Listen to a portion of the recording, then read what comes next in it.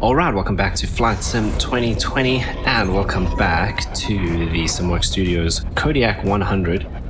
This is fast becoming one of my favorite aircraft in Flight Sim and I'm having the most fun flying this at the moment. Today's video is a little bit different from things I've done before on the channel.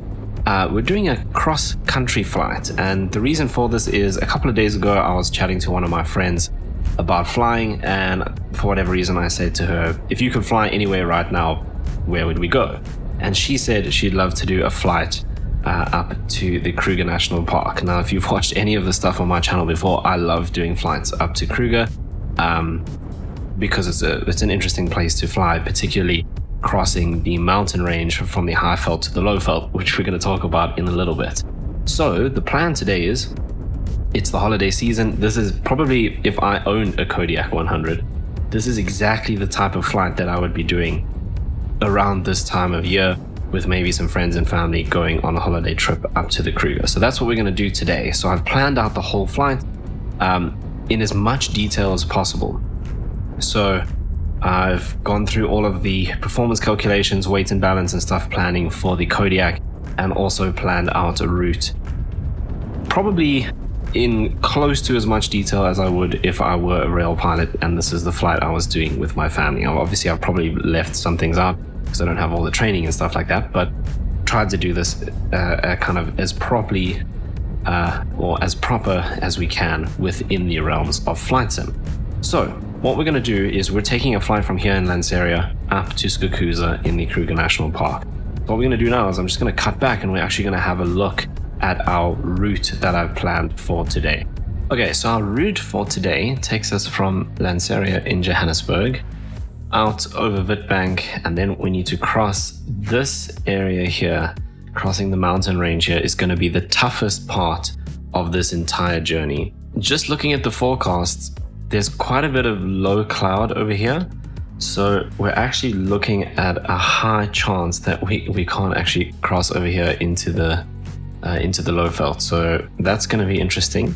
I think my plan for today is, if we can't make it in, we're just going to invert the flight plan and go back to Lanseria. We've got more than enough fuel on board to be able to do that. So I've taken some extra fuel, more than double what we need to get there, so that we have contingency to just head back to Lanseria. Right, so departing from Lanseria, we're planning for our runway 7 takeoff. So we're going to be departing VFR from Lanseria, and we're going to follow the Pine Dean routing. So we're going across here. This is Deep Slit, so I've put in some custom waypoints over here so that we'll have these on the GPS, but we're not going to follow this GPS course exactly. It's just to help me know where they are, because we're kind of going to be following the roads and stuff to start off with here. So we're going VFR out here. Here's our first part. This is where we join the Pine Dean route. So this is the N14 and R55 interchange. From there, we head towards Pine Dean Station.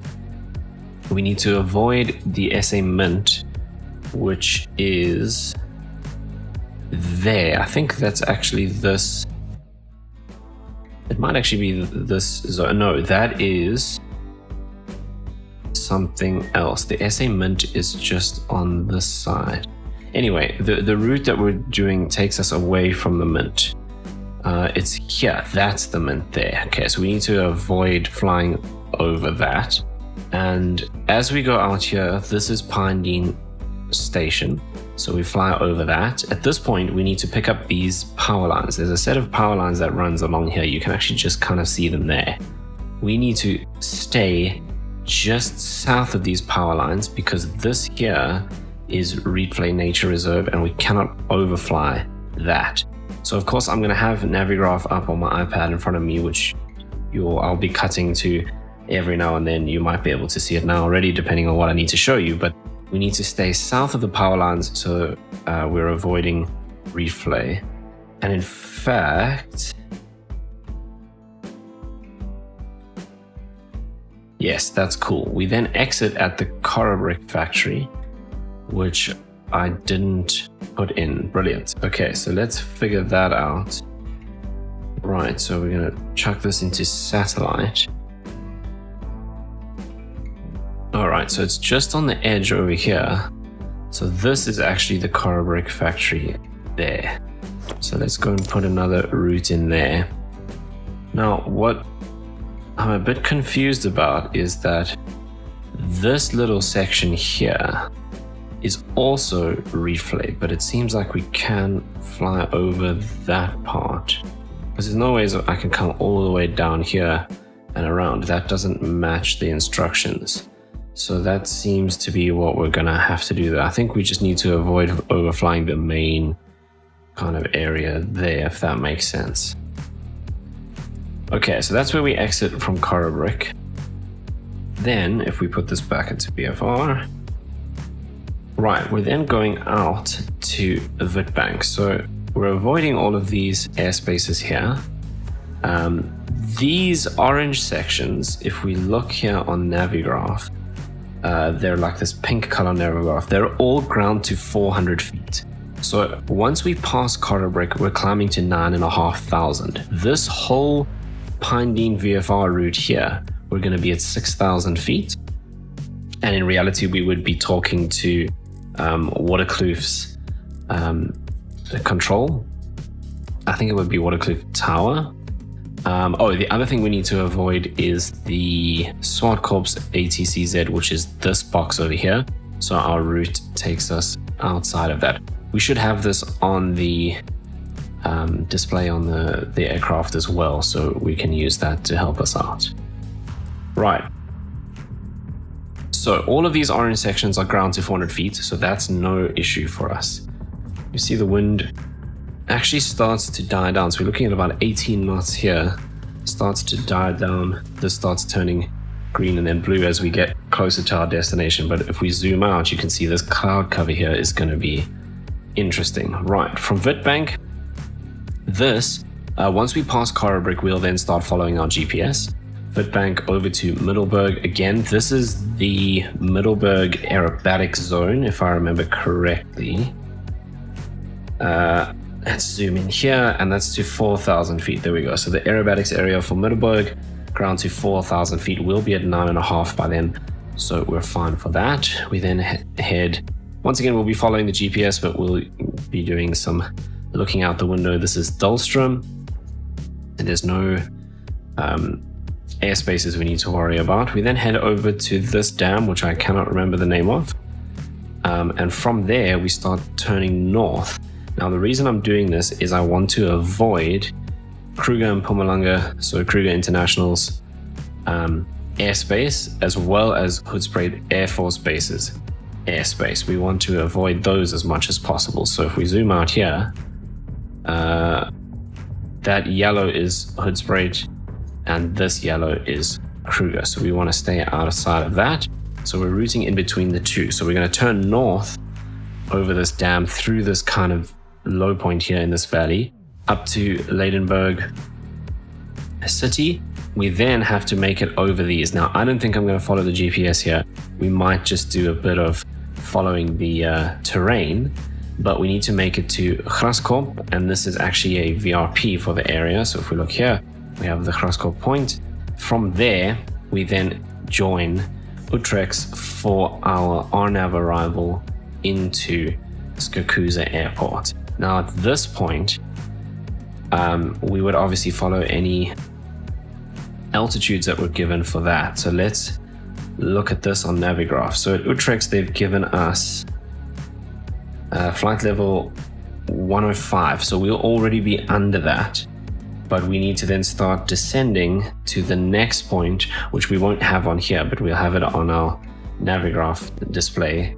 SZ1 November 1 is 4,900 feet.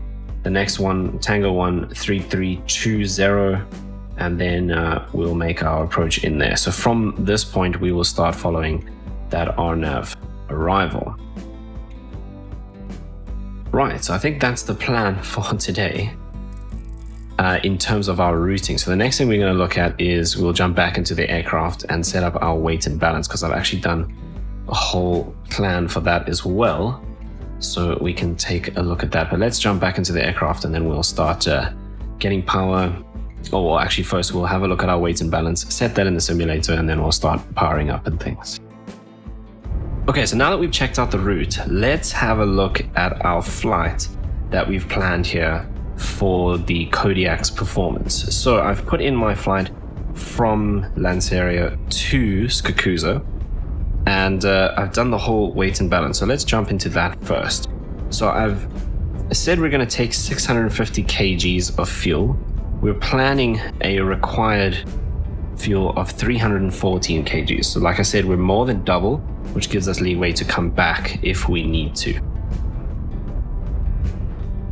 And that required fuel of 314 includes a 1 hour contingency as well. So we're actually planning to use just under 200 for the flight itself.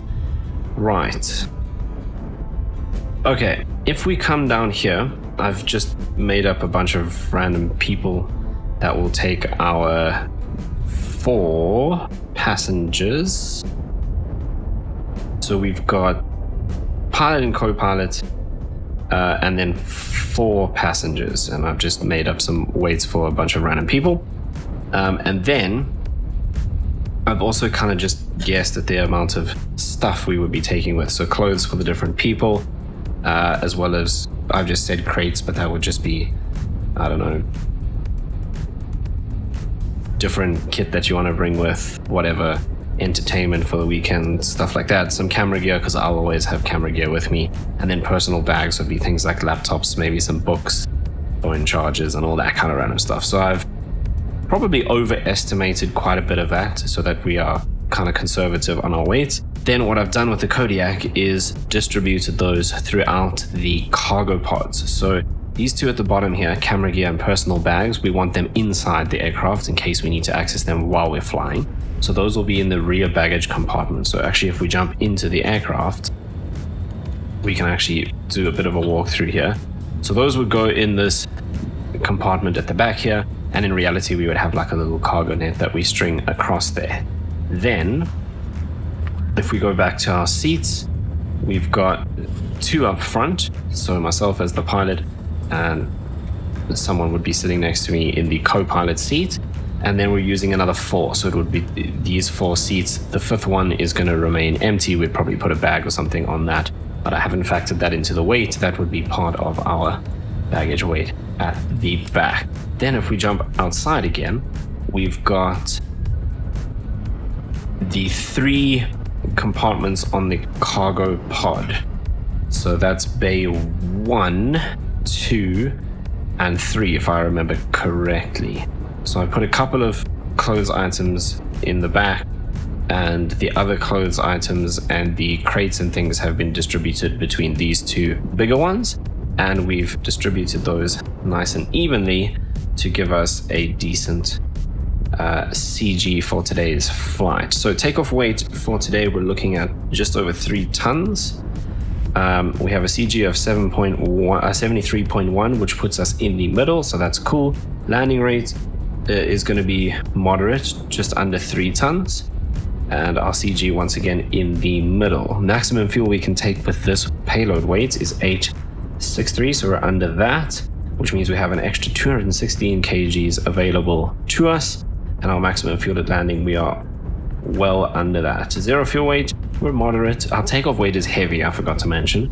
So we are pretty well loaded, even though we got an extra 200 kgs to work with. So there's our little chart. If we now jump back, let's take a look at our departure. So I'm going to go ahead and refresh our METAR. So this is 40 minutes old, but it should be fairly accurate. So it is kind of windy. This is saying 7 knots. I think it's windier than that at the moment. Few clouds at 3.5. Yeah, there's a couple of scattered clouds around there. 27 degrees, so fairly warm. QNH 1024. We're planning runway 7. We are VFR departure, and all of this looks good. We don't need any of this, but we will definitely going to have the air conditioning on. So if we look at that, we have a takeoff roll of 503 meters. Our torque for takeoff will be 1345, which gives us just over 2,500 meters remaining. Obstacle clearance, we are all good. These are the important numbers that we're going to need for today. Is our VY of 96. So we'll climb out at 96 knots up to 6,000 feet, which is going to be a very quick climb because Lanseria, I think we're already about 4,500 feet. Does it give us a runway elevation? Interesting. It doesn't seem like it does. You'd think that would be... Oh, it does. 4,500 feet. There we go. So we've only got 1,500 feet to climb, and we're going to level off at 6,000 for that VFR routing. So quick climb at 96 knots, and then obviously later on we'll be climbing up to 9.5.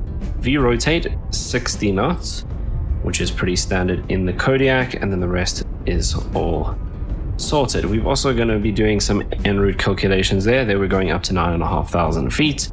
We'll be cruising at 75%, so 2,000 RPM, and that gives us a torque of 1183. So we'll probably do around 1,150-ish to 1,180 on our torque. And we're expecting a flight time of about an hour and a half. That is going to be a bit longer because the route that I planned is not direct. I think this plans on a direct routing. But we got plenty of fuel and we got time to spare. It is kind of mid-morning here, or late morning. So we've got loads of time to get there or come back if we need to before it gets dark. If we did have to land at night, that actually wouldn't be too much of an issue. Anyway, if we weren't landing at Skukuza, we'd have to go to somewhere. I don't think you can do night flights in and out of Skukuza, but we've got Kruger International, which has ILS and all of that cool stuff, which means we could definitely go there if we needed to as well. Right, then our destination. Now, we can't get METAR for Skukuza, but we're getting Kruger and Mpumalanga, which is 37 miles away, which is reporting IFR at the moment. So this is the biggest concern, is crossing the mountain range from the high veld to the low veld.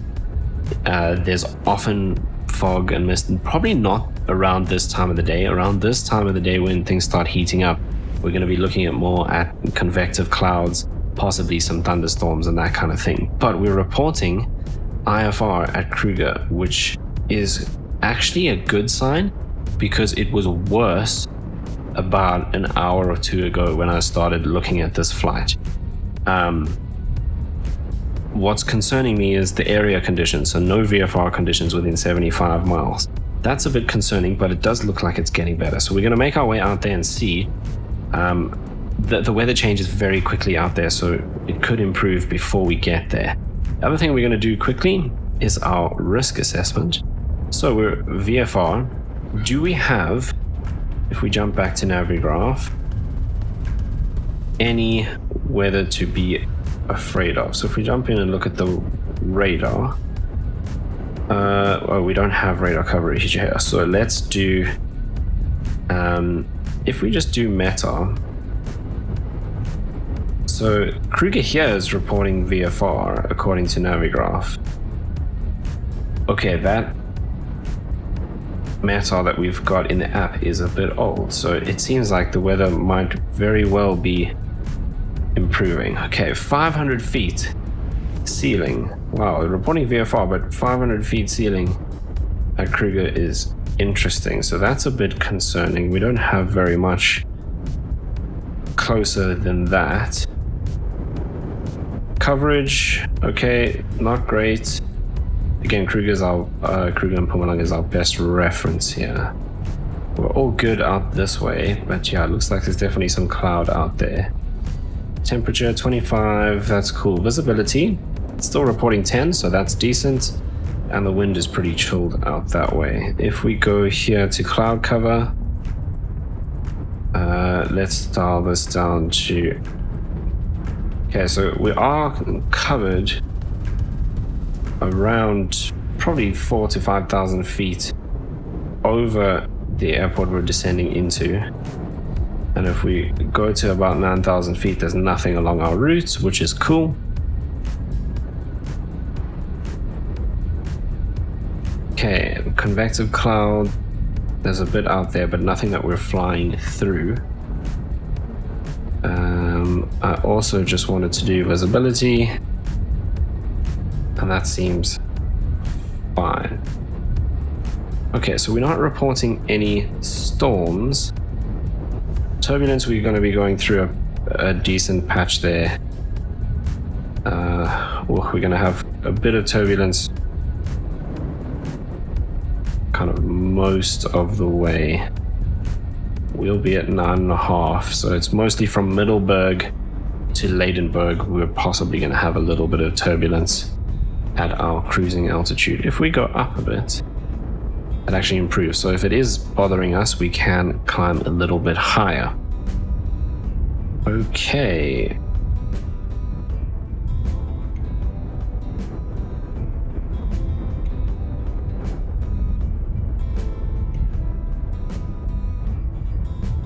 Yeah, so our low cloud levels here, I'm looking at probably about 5, just under 6,000 feet on our clouds there, which is fine because if we jump back here, let's see if we can get a newer METAR. It's 47 minutes old, so it'll probably update on the hour. Landing elevation is 1,000 feet, so if the clouds are topping out at 4 to 5,000, we've got lots of space to sneak in underneath that, so that's cool. Okay, so with VFR, we're not going through any thunderstorms or anything like that. We're not expecting any rain either. Autopilot is working, first flight after maintenance, no. All of these human factors. Previous flights today, none. Current, fatigue, workday, all of that is good. Okay, runway condition here is dry. Runway shorter than 2,000 feet. Is it? I doubt it here at Lanseria, but I didn't actually look. Oh, this is all in meters. Huh, it doesn't actually tell us how long it is. I mean, okay, we've got 2,500 feet remaining after our takeoff, so there's no ways that is less than 2,000 feet, so that's fine. Let's go back here. Okay, conditions of VFR here, wind gusts greater than 25 knots, no. Crosswind greater than 15, no. It's not night, it's not raining.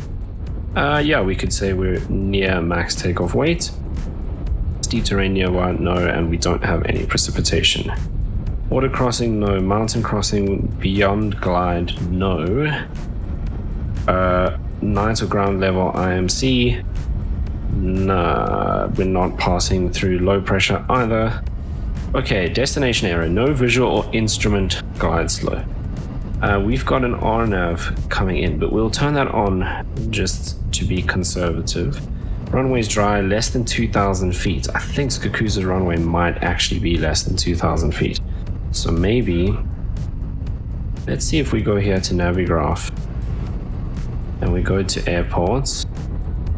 Navigraph Skukuza saying low IFR, that's interesting. With a ceiling at 500 feet. Oh, it's reporting. See, this is the old one from Kruger, so I think that layer at 500 feet is totally burnt off by now. So let's go runways at 5,000 feet. Cool. So we're not less than 2,000 feet. The wind's definitely not bad there. No wind shear. Temperature is definitely above freezing. Night precipitation steep. Unfamiliar, no operating tower, no radar coverage for approach. Less than 2 hours, no. So we are good to go in the low risk category. Right, next, we're going to jump into the aircraft and set up, well, we actually don't, we can do it from here, but let's jump into Flight Sim and set up our weight and balance. So we need 650 kgs of fuel. We currently have 479, so let's dial this up and see if we can get as close to 650 as possible. So 651. Very difficult to tweak. There we go, 651.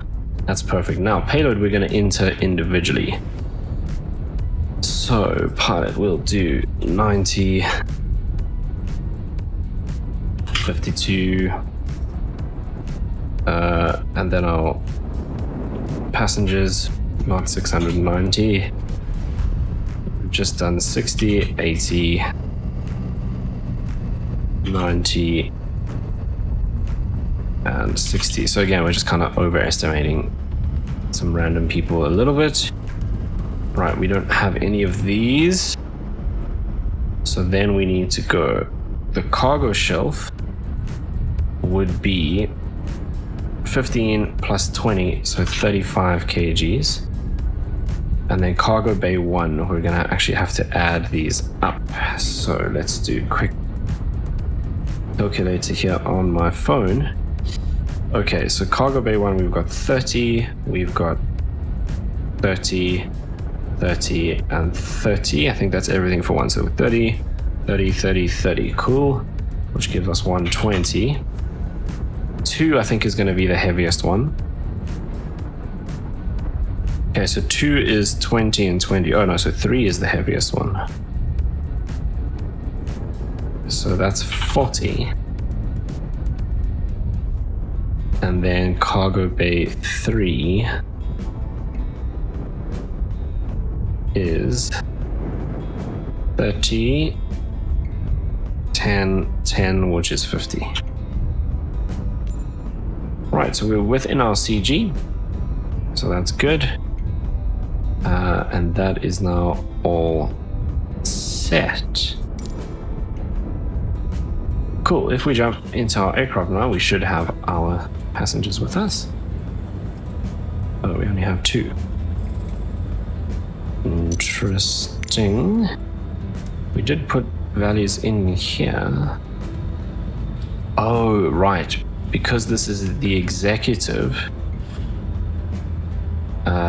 we need to actually shift these around. So we don't do row 1.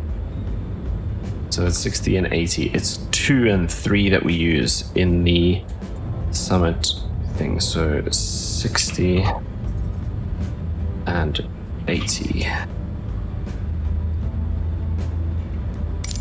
There we go. Right. Okay, that's all of our weight and balance stuff done. Next thing we're going to do is now we just need to start getting power aboard the aircraft, double check our routing and all of that is good. And then we'll be ready to get out of here. So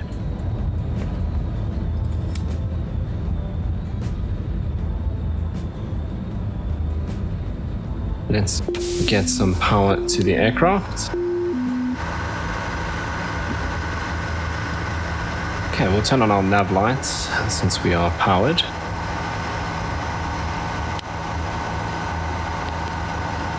And I think what we're going to want to do is get the engine running so that we're not on the battery, and then also we can operate the aircon and stuff like that because it is hot. Right, so we'll do a fuel cutoff switch, and then we'll do these guys shoulder harnesses while we're up here. Let's cancel that. Oh, right, we can't. So let's do fuel pump, ignition, and we'll do beacon as well. Double check that everything's clear. They wouldn't be standing there in reality, neither would he, so that's fine. And then we can come back here and do low start. Cool, that's coming up. That looks good. We can go to low idle.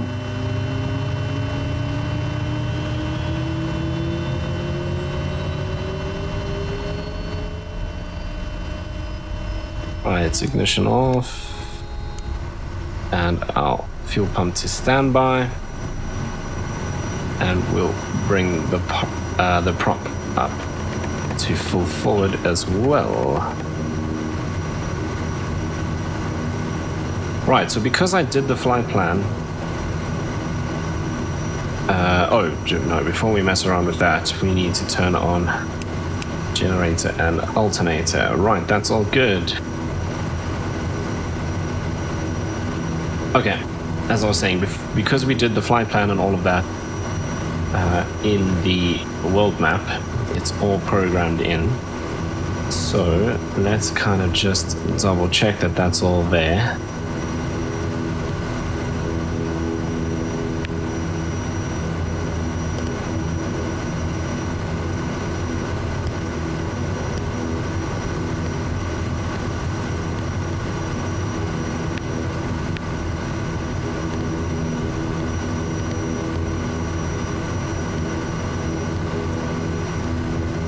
Okay, we can actually put in altitude restrictions here, which we can do to make our lives easier.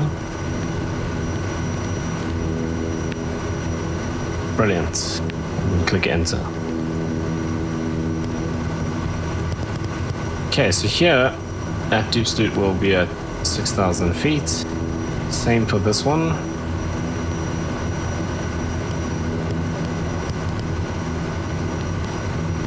Okay, and all the way to here. I wonder if I just put 6,000 over here, do you think it'll populate with the others as well?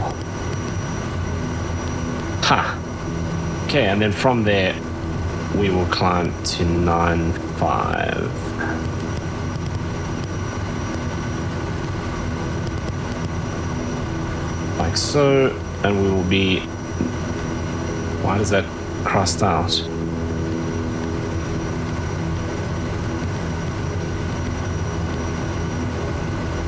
We'll put 9.5 in here as well, because from there we will start our arrival procedure. Not sure why that's crossed out like that. That's a bit worrying. Okay, then procedure. Our approach is exactly that. The RNAV into runway 17 from Utrecht. Okay, minimums.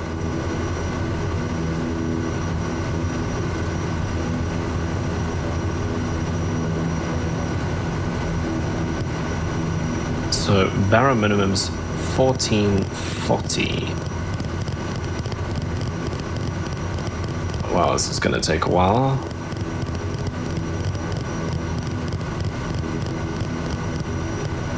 Especially if I go past it. 1440, so that's set.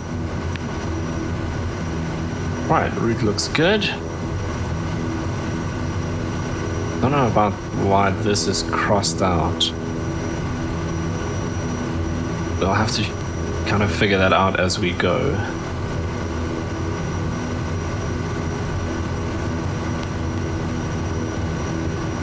But maybe... we'll see as we go, but we should be fine. Okay, let's close that. Right, so we're going to dial this up to 6,000 to start off with. QNH 1024. Flight directors we can turn on. Then, if we come down here... okay, no, that's right. I just want to turn that to 3, so that's cool. Okay, then if we go to our references, so speed, rotate at 60, and VY we want 96.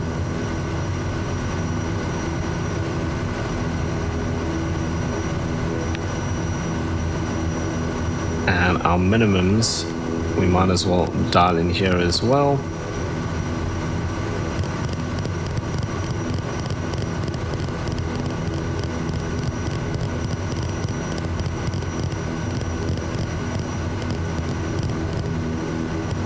$14.40. Cool, that's set.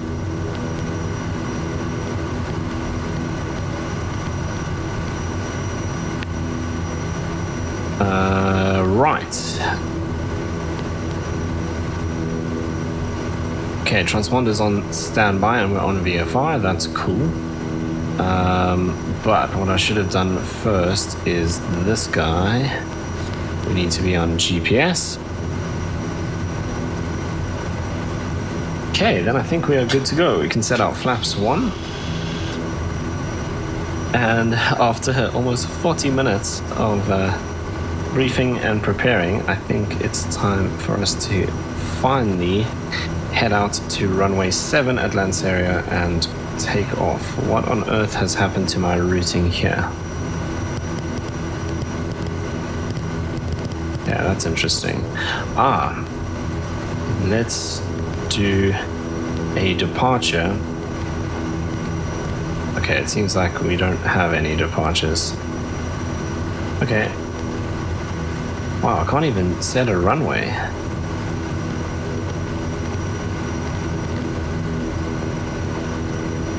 Oh, now I can. Okay, I cannot. Right, that's fine. We'll just kind of vector ourselves.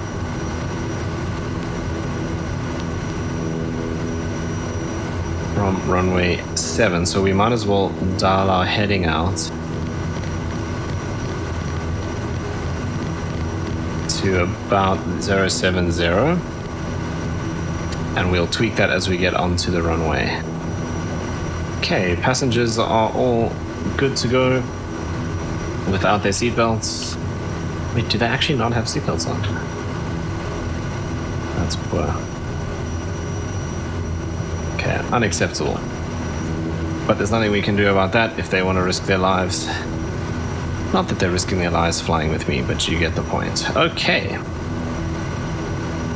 Well, yeah, I don't know how accurate that statement is. Right.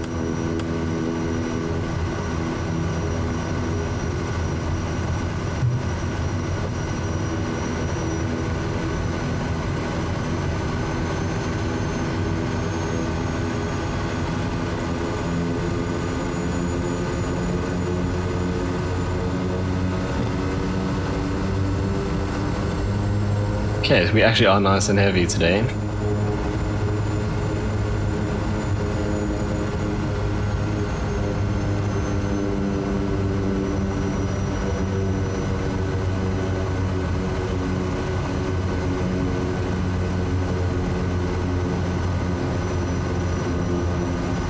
Alright, taxi is nice and simple. So we're apron and then left on Alpha all the way to runway 7.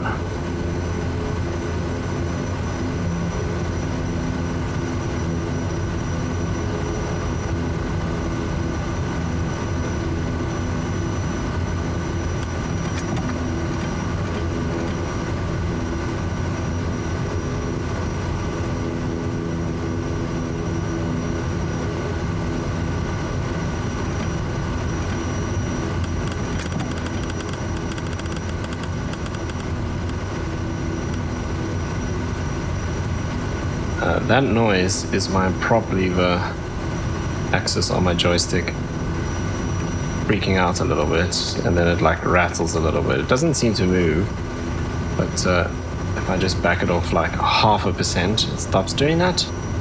But if I bump it, it'll start doing it again. Okay. Let's see if we can keep it straight here while we head out to the runway.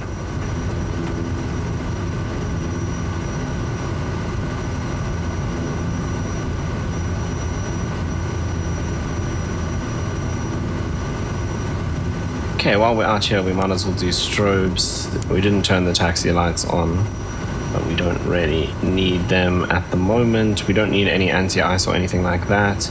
I didn't turn the aircon on, so we started the engine off on nothing. Wow, does that say cabin temperature 44 degrees? Jeez. Okay, let's bring it down to a nice 23. Wow, okay, that would have been horrendous. Okay, very, very effective aircon in the Kodiak apparently. Right, that's all checked. We've got the pulse lights on, which apparently helps with birds.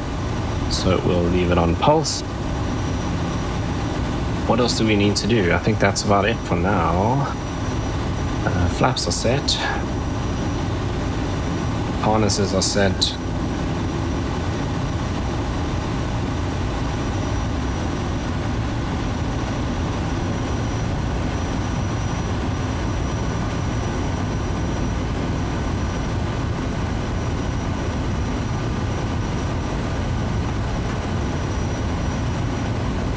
Okay, we just got an updated METAR for Lanseria. QNH now is 1023. Am I turning the wrong thing here? Okay, we're going to stop at the threshold here just so I can sort that out. Okay, QNH 1023, and that gives us a takeoff torque. Well, not the QNH gives us a takeoff torque. We have a takeoff torque of 1315.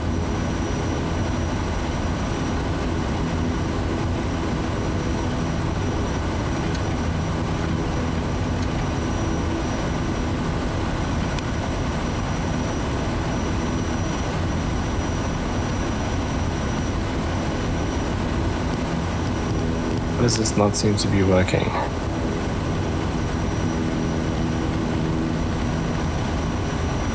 Brilliant, because it's this one. Okay. That's set 1315 on our torque is what we'll go to. Heading wheel sync up once we get onto the runway. Strobes and landing lights are on. That all looks clear. All right, I think we are finally good to go. We'll also just do our condition lever to high.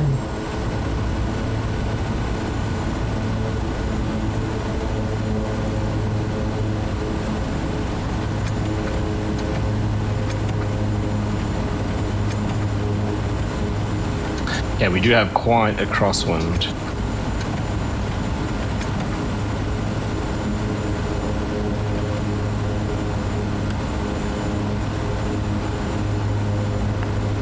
Okay, heading is synced and engaged.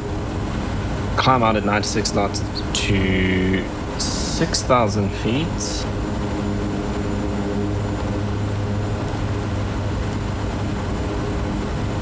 And then we'll head towards that first point, which is dip slope.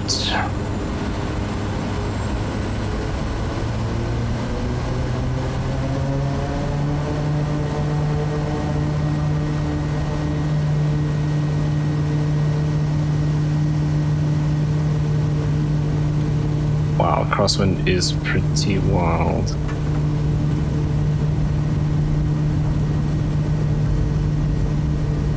Okay, 60 knots, rotate.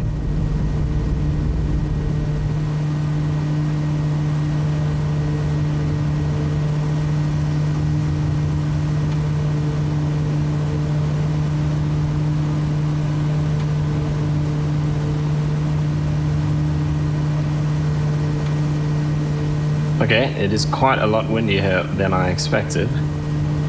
That is pretty intense.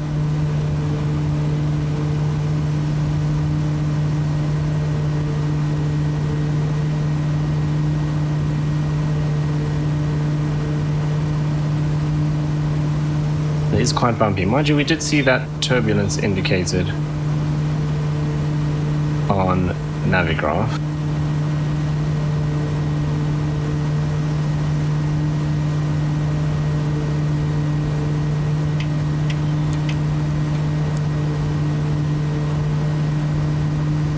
Not exactly the most controlled takeoff I've ever done, but we are now safely climbing out from Lanseria.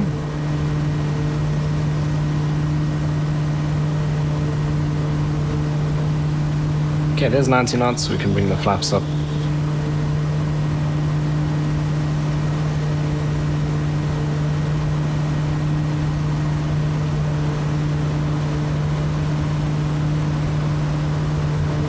Okay, let's get the autopilot on here to help us a bit.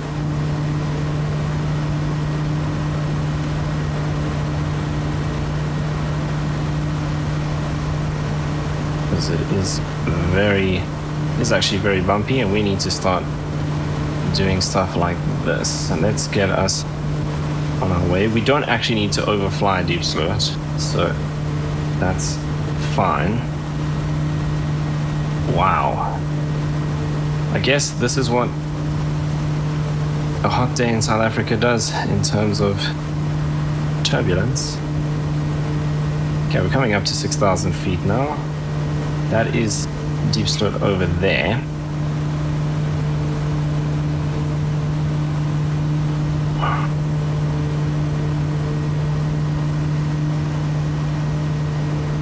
Right, and we basically want to pick up this road over here.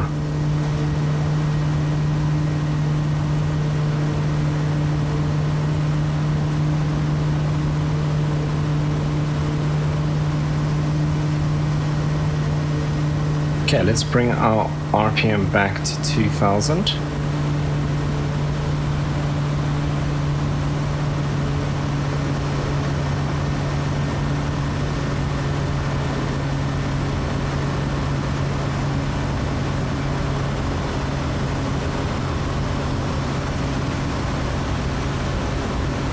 And we'll have our torque around 1250 for now, which is pretty much where we are.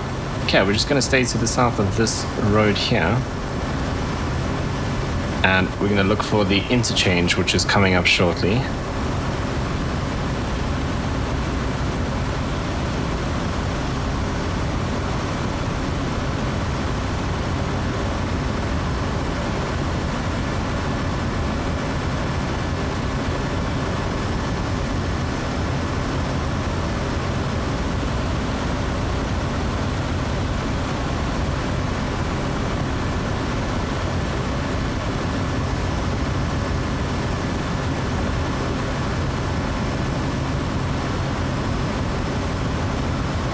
Okay, we'll keep the landing lights on because we're within this special rules area. Wow, turbulence sucks. The poor passengers that I'm taking on holiday must think this flying thing sucks. Okay, so there's our first point, which is that interchange over there. And from there, we're going to turn a little bit to the left. So we're going to head basically east and out towards the Pine Dean station.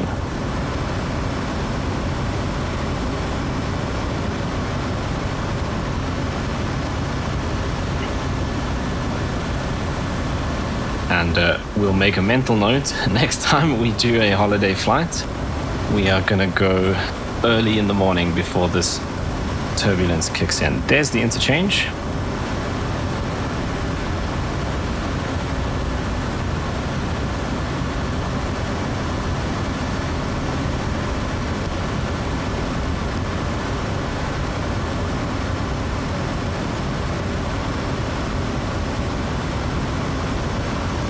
Pretty much heading east already, but we do need to go a little bit to the left.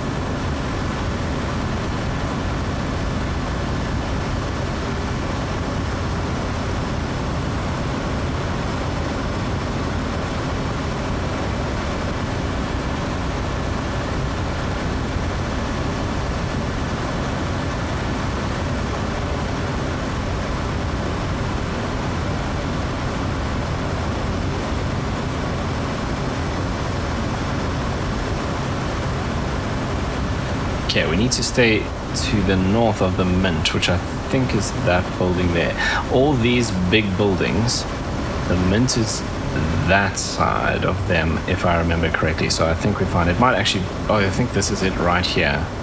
So we're finally on this side of the road. We're not kind of flying it directly. That's about as close as we can get, I think.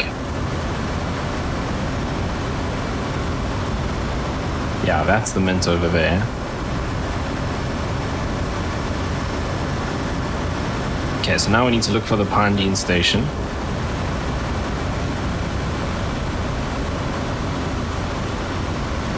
Can we see, or we can just see Waterkloof Air Force Base over there. That dam over there is replay. So that's the reserve that we're trying to avoid.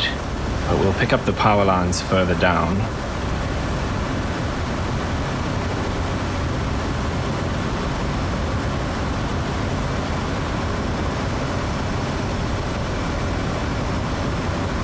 Yeah, this is going to be a tough couple of minutes in the turbulence, but once we get past Caribou, which is not too far now, we can then start our climb. Okay, I think that's the station there. Can't see the power lines though.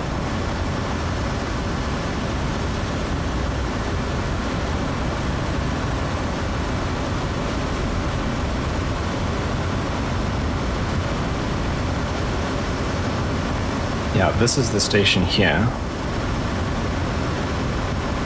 There's a little airstrip down there.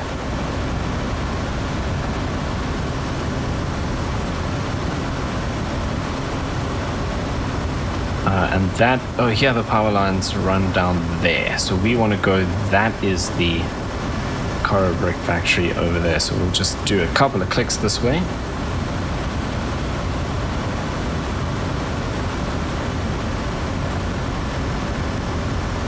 Yeah, there are the power lines now. And that is Reed Flay Nature Reserve, that big dam over there, and this open section here, I believe.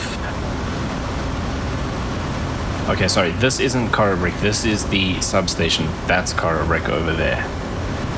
But we want to stay this side. Again, this open patch over here is also part of Reed Flay, so I don't know.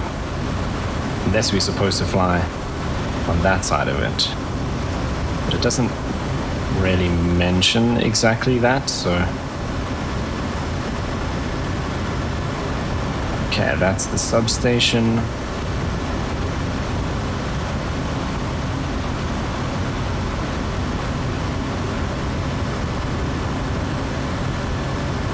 Right, we can probably do a couple clicks this way because there are the power lines there, and this straight up ahead is Coral Brick.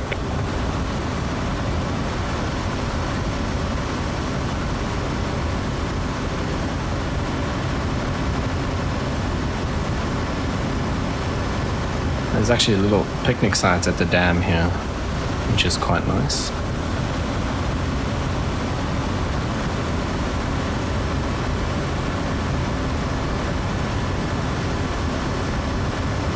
Okay, since we are passing Coral Brick, let's dial our altitude up to 9.5. So as soon as we are past here, we can hopefully get out of this turbulence. If it's still like this at 9.5, I'm gonna go higher because this sucks.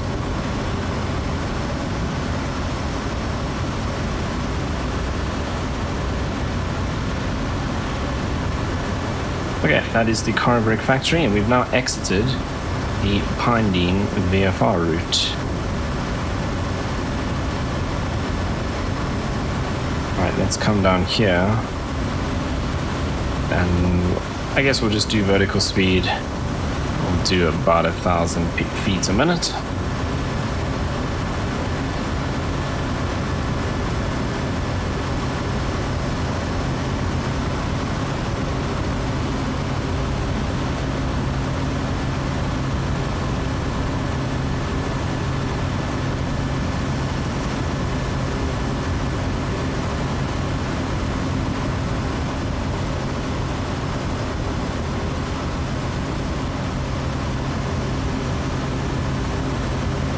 Okay, then the other thing we need to do is we just need to activate that waypoint direct to Witbank.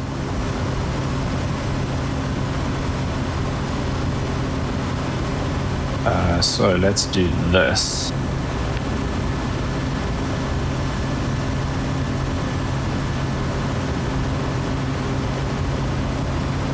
Okay, this is kind of tough. The bumpy conditions, so that's the one we want. Oops. Bam, like so, and we'll go into nav mode.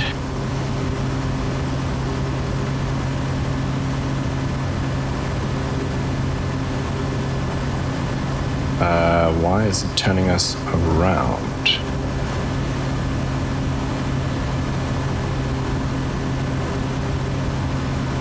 Okay, it's just getting us onto that course. That was a little strange. I thought it would go direct from where I was, as opposed to joining the old GPS course.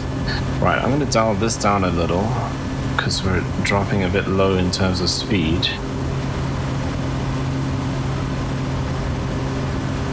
And in fact, let's just go flight level change and dial our speed to 96. And we can come back down here and close this. Right, we are now on our way to Witbank.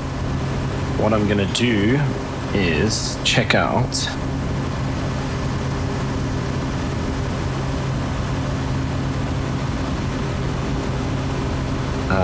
I want to do Witbank's METAR and C, so that's FAWI. can we get weather for that airport so we can set our QNH? 1028.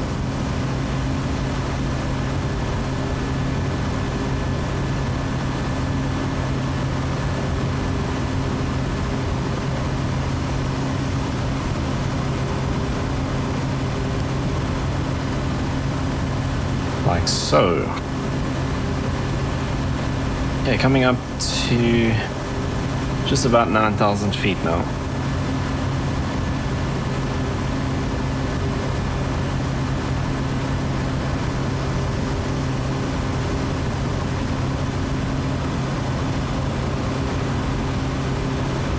We might actually end up going higher because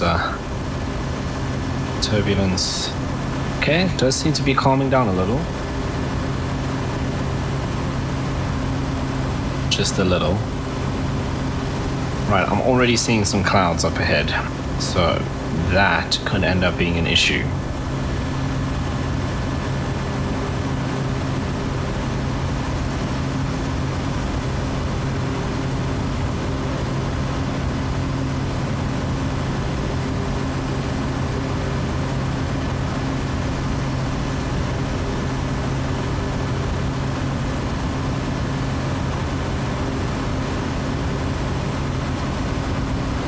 Okay, because we are VFR, mind you, okay, that doesn't actually look as bad as I first thought.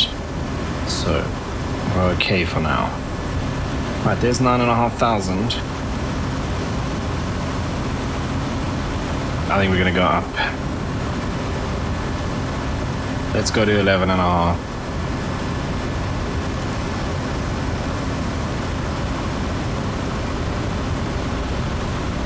Okay, we'll once again do the flight level change. We'll just gradually dial this down to 96.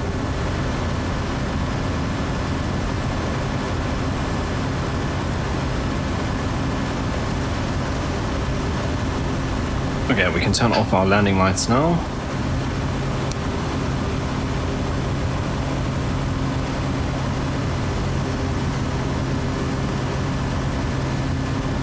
Okay, what does Navigraph say about turbulence?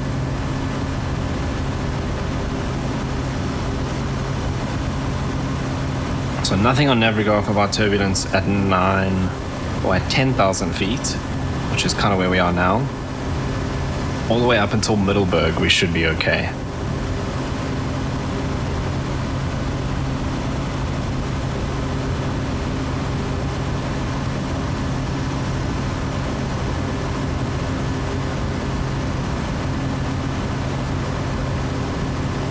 Right, let's go into our Kodiak performance and adjust our flight level to 11.5.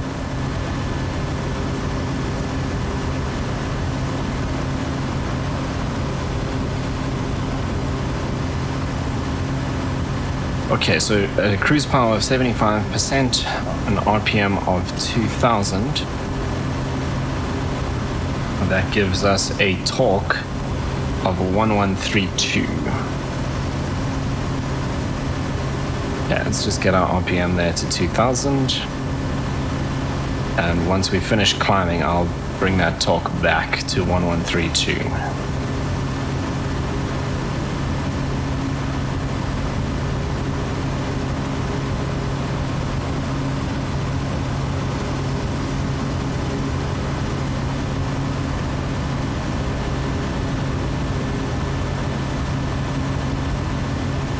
Okay, and we're expecting a fuel flow of 263 at that cruise setting. We're at 283 at the moment.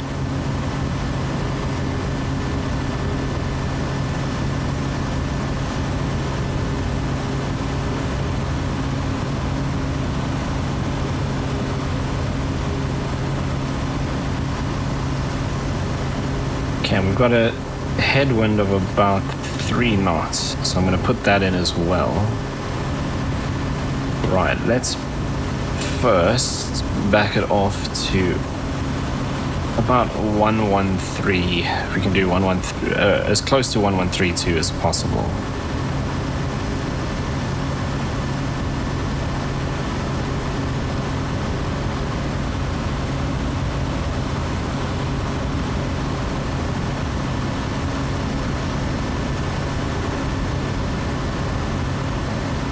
Okay, that'll work. Fuel flow 250, we're expecting 263. So that's cool. We can bring our RPM back ever so slightly to 2000. Right, and then also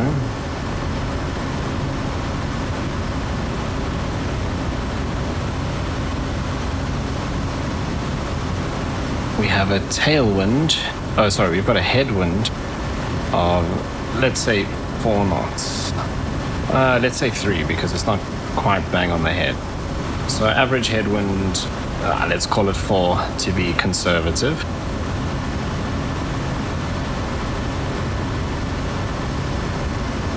Which has pushed our arrival time up by about 3 minutes.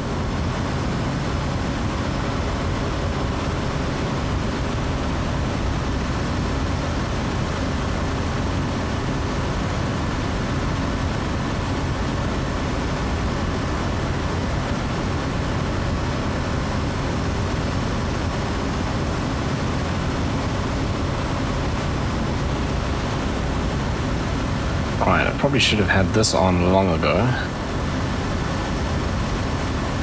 Okay, 11 minutes to Witbank. And it is still quite bumpy here. So yeah, definitely early morning is the best time to do this kind of trip. Okay, clouds are picking up a little bit up ahead.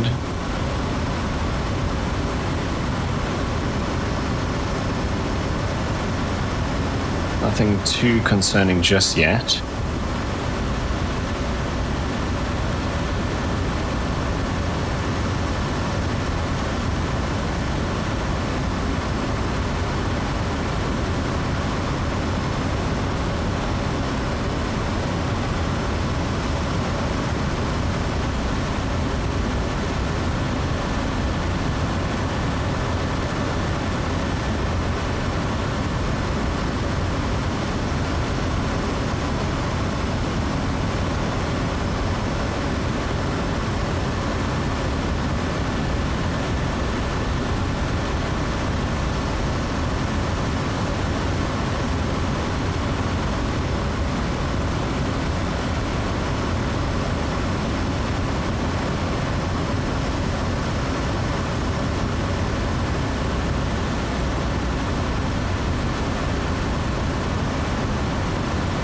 Okay, in terms of airspace,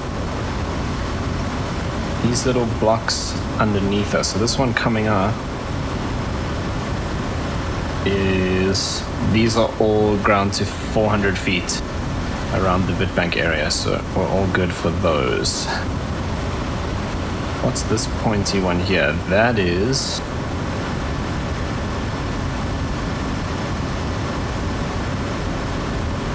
I don't actually see that one on here.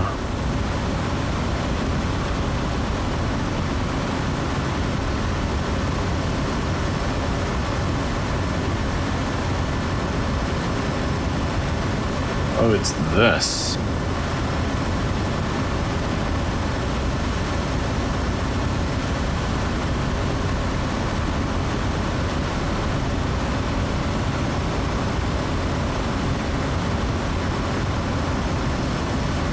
We're gonna have to drop down to 9,500 before that because that is restricted 10.5 to 19.5. So we'll have to drop down to yeah, we'll go down to 9.5, our original planned altitude.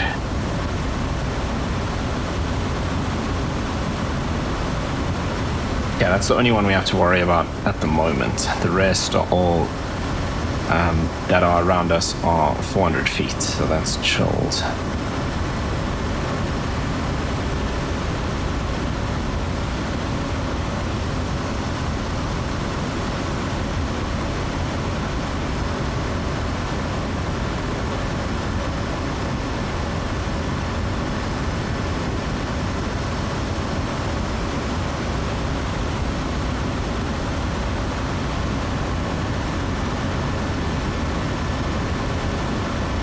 Is it just me, or is that cloud layer getting thicker up ahead? I think it is.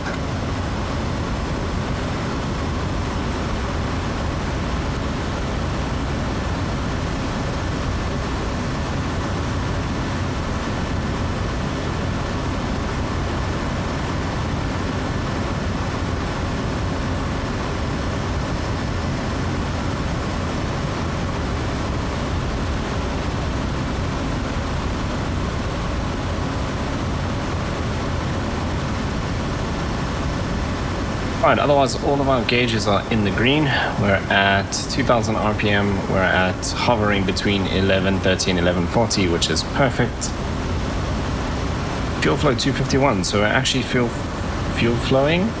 Our fuel is flowing a little bit slower than expected, which is interesting. And we still have a bit of a headwind, but that cloud up ahead is not looking good.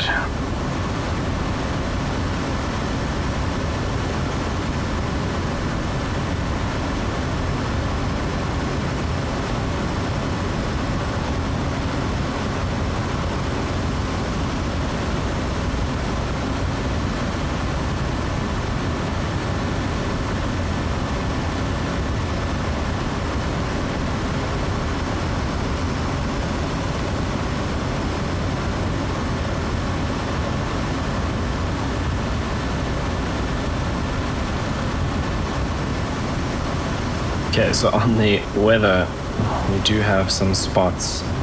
Now, next right, is that showing us clouds or rain? I think it might be just clouds.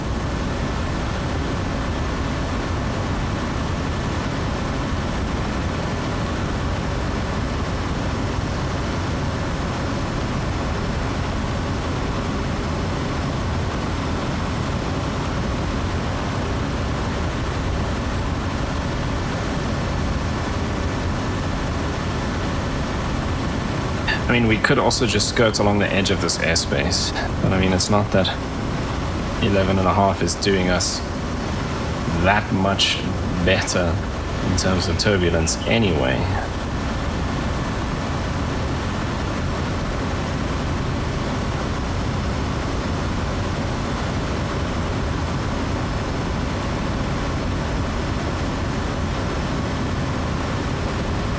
Okay, we've got about 4.5 minutes to go to Witbank.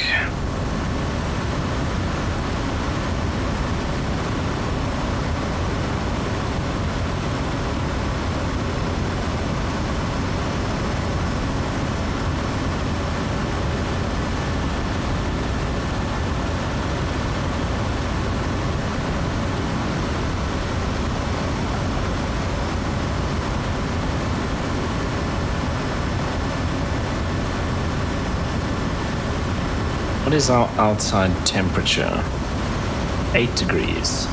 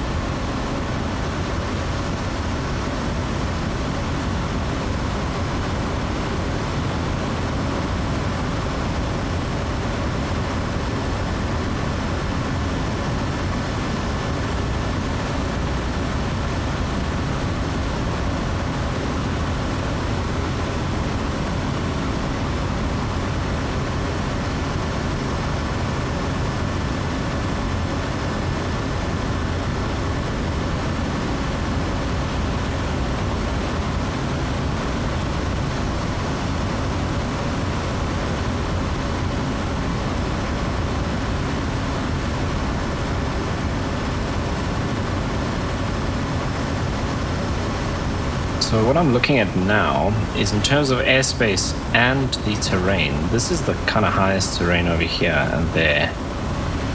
We could scoot up this little kind of indent in the airspaces, but that's quite a significant deviation actually. But I think it is an option. And to be honest, that's probably what it's there for.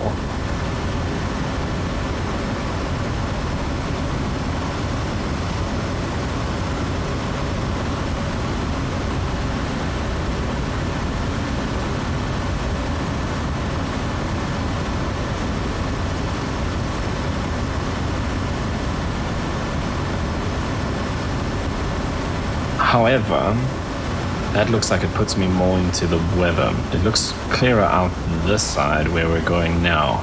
So I think we're going to stick with where we are at the moment.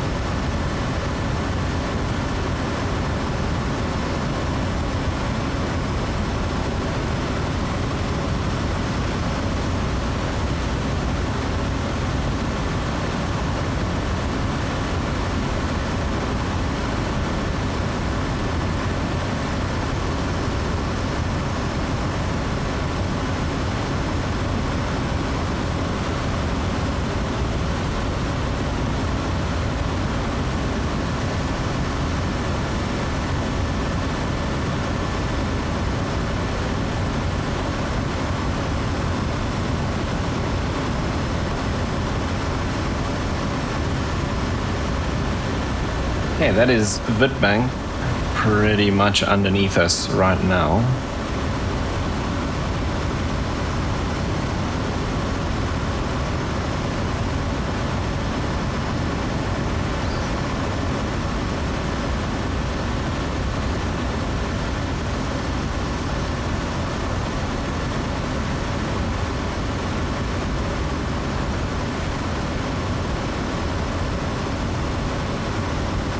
Big power stations out here.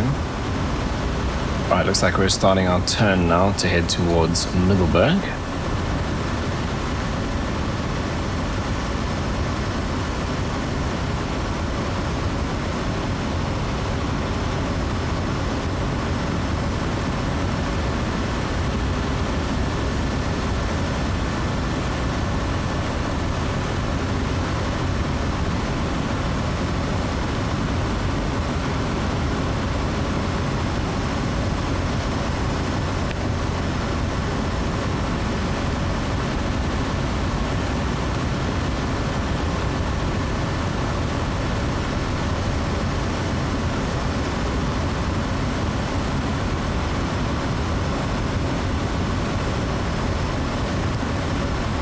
Okay, just about 5 minutes to Middelburg. What does our wind look like? It's now pretty much a crosswind. Okay, fuel flow is still around 250. Power set and RPM is set. We're still looking good.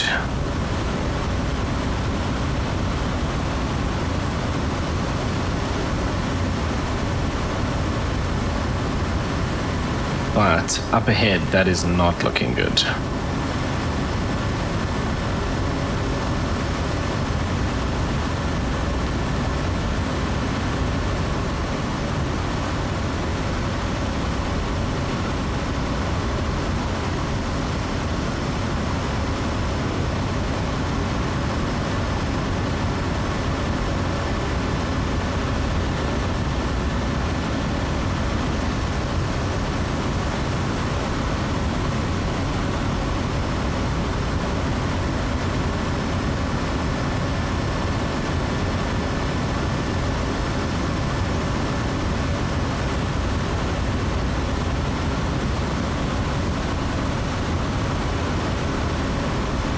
Okay, in terms of turbulence, oh wow, so Navigraph has updated. This whole area that we're in is reporting turbulence up to about 12,000 feet. So unless we go really high, I mean we could go significantly higher, but we then going to enter those restricted airspaces. That's why I wanted to keep us around 9.5. So I mean it's not horrendous at the moment, but yeah, I'm pretty sure the passengers possibly not so pleased. But yeah, by the looks of what Navigraph says at the moment, we are not escaping this turbulence all the way out until we've crossed over the mountains.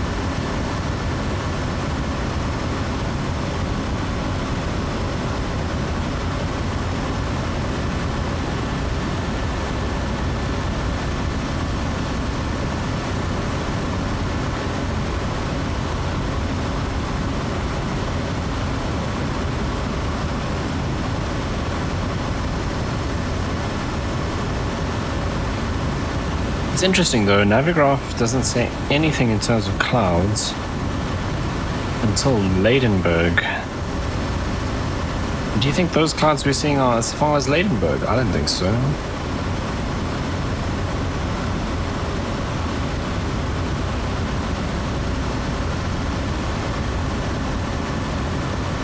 Oh, here we go. So it's reporting cloud cover in this area at 14,000 feet.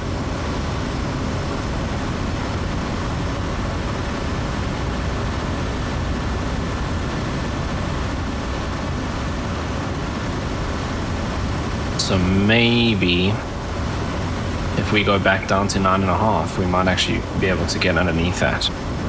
Let's see.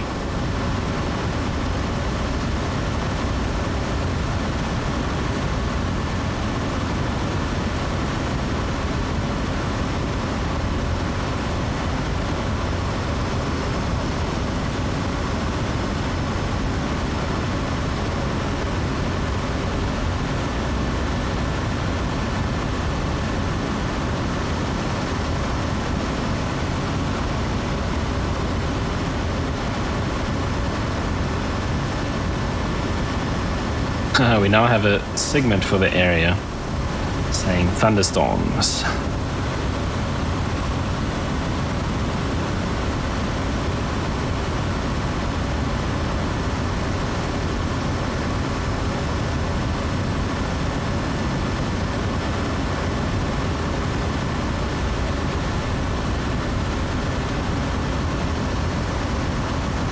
Okay, we're still alright for the time being. I'm just going to keep an eye on these clouds.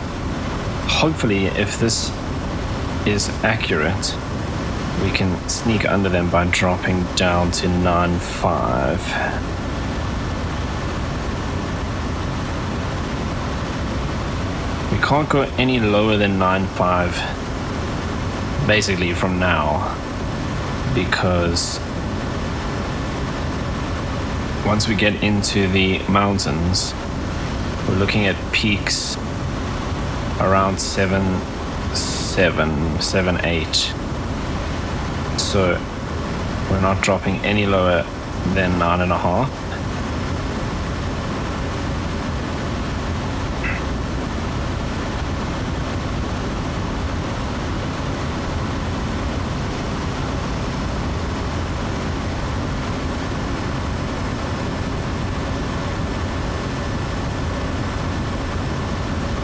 Okay, next up is Dullstrom,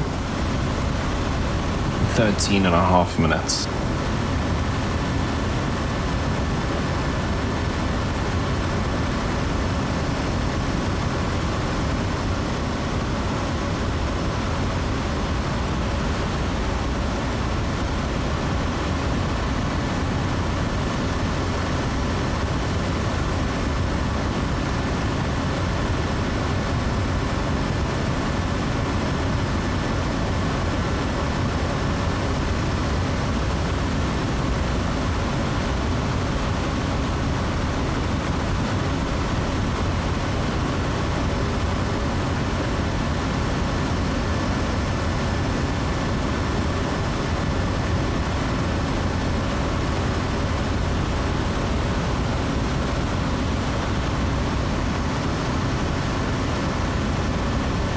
Not gonna lie, that does not look like we're gonna get through.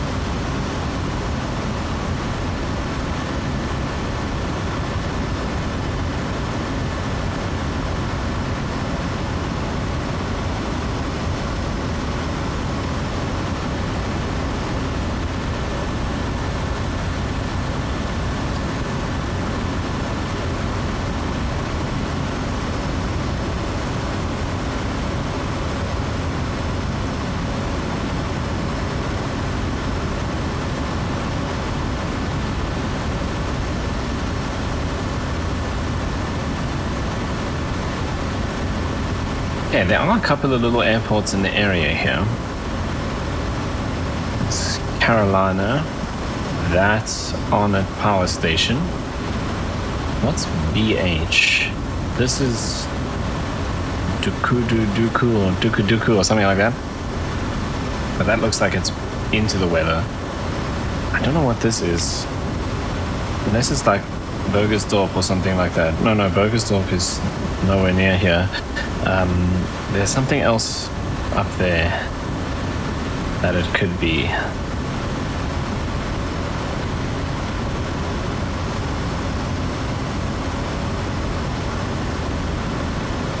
Because another option would be to land at a little airstrip like that and maybe wait until the afternoon. So like in reality you could go find a restaurant or something and chill there.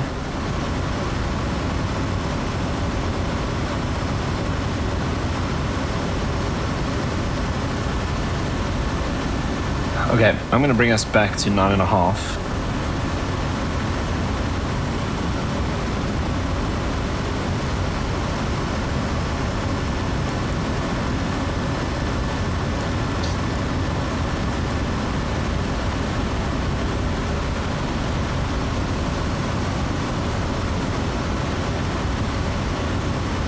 Because those clouds before did look like they were all the way down to the ground, but they definitely aren't.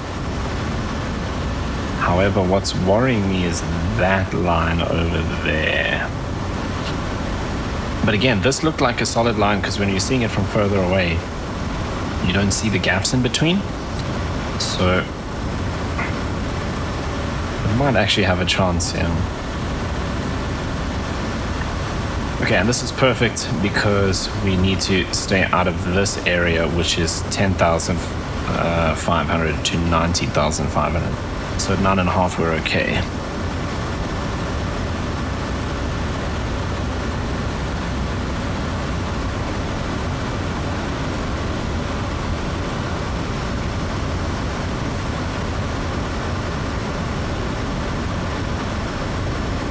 Right, I'm actually quickly going to go grab a water because it's really hot here and we might be in for a bit of a long one.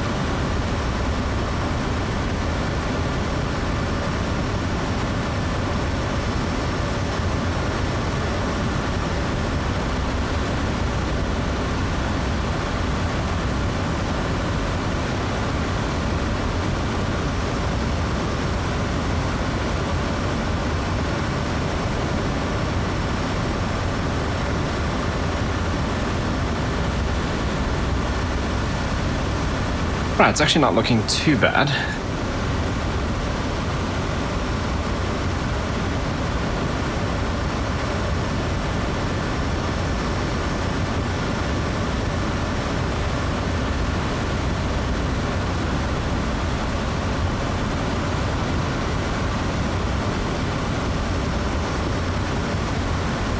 Okay, I'm just gonna go into heading mode and we're gonna just stay a little bit to the right of our course here.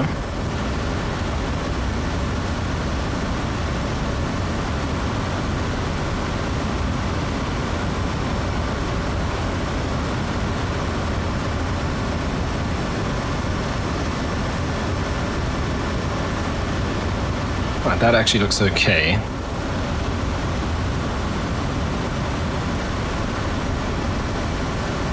Cool, well we're making some progress. We've still got a way to go though. And we've still got the part that's most likely to be blocked by cloud is still coming up. However, Kruger should have a new METAR by now, so let's go and see what that says. Okay, Kruger's reporting VFR.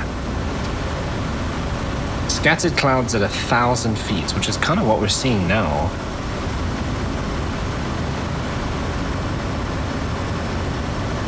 That should update in a few minutes as well.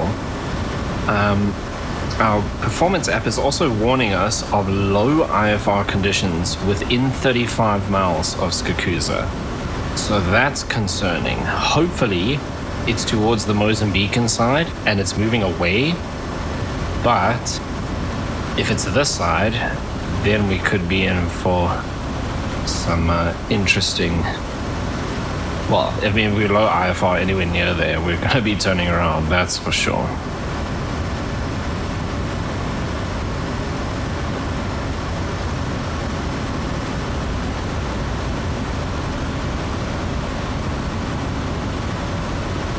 Okay, since we changed altitude, let's dial that into our performance app again. So we're 9,500. We've still got a bit of a headwind.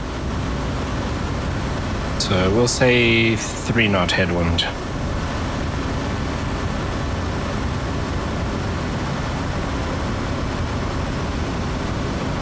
Okay, torque, we're aiming 188 now.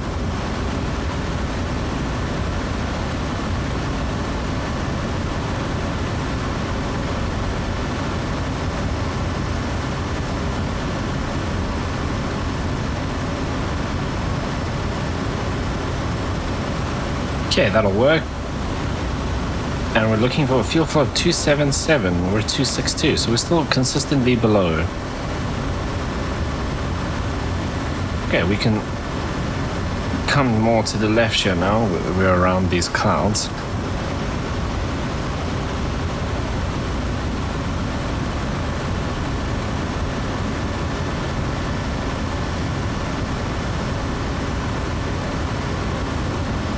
Just gradually catch up with our GPS route.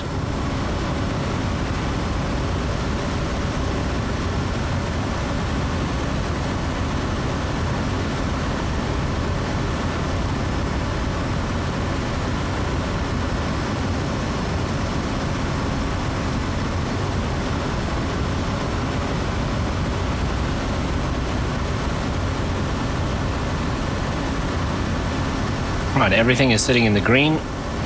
Fuel quantity, we're still good.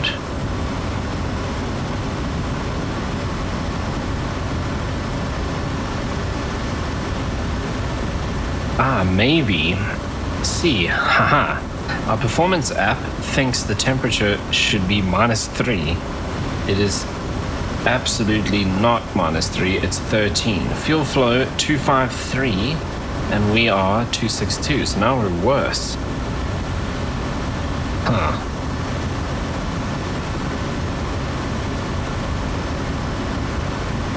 $2,000 RPM, we're basically...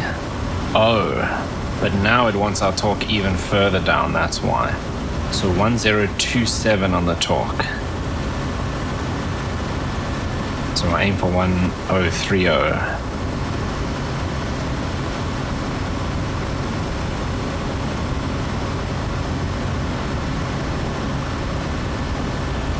Right, like that, and their fuel flow is 253 and ours is 235, so we're still about 20 pounds per hour. Is it pounds per hour? parts per hour. Anyway, we're 20 below what the app says. So maybe that's just a difference between the aircraft that the app is based on and this actual aircraft. Maybe it's a flight sim thing. But yeah, it's about, we're slightly lower all the time. Okay, the app also says we should be doing a true airspeed of 141. And where the hell do I see true airspeed?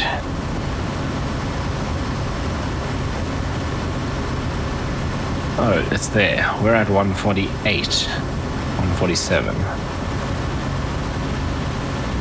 Okay, let's change our headwind to about 1 knot because it's mostly a crosswind now. 141 and we're at 147. So yeah, the actual flight sim performance ever so slightly different from the app, but I mean, I guess that's kind of to be expected.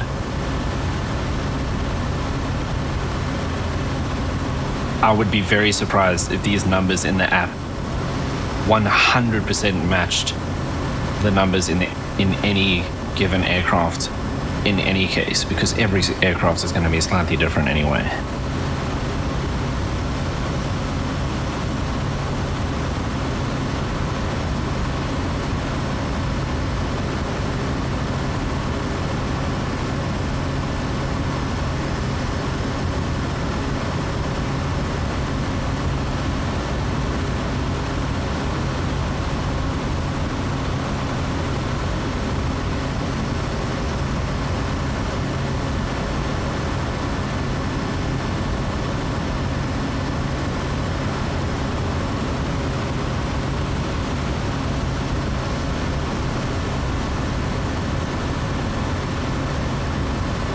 Yeah, the weather is actually looking okay for now, although other side the mountains, it looks like a problem. Okay, it's just gone 1 o'clock local time, which means we should be able to get a new METAR. Okay, so we have to give it a few more minutes, it's not available just yet.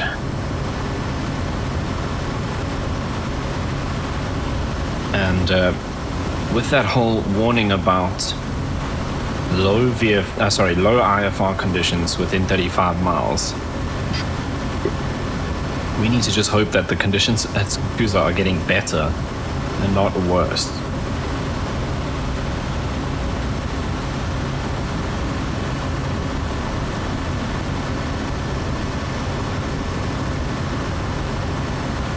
That patch over there is a bit of a concern. Is it over this side? Because we're going to go around and up that way.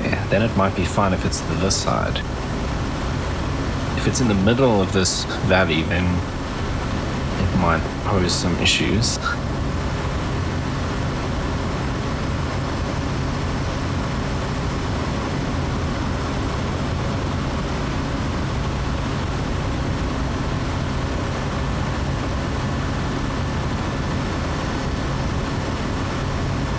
Okay, that big green patch up there is exactly where we're going. That's Kraskop there.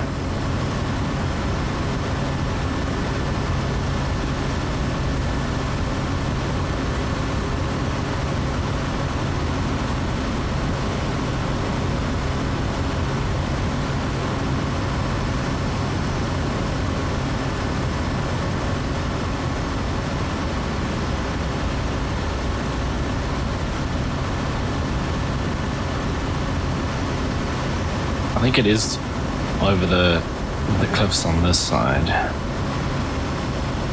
Beautiful area. Very cool.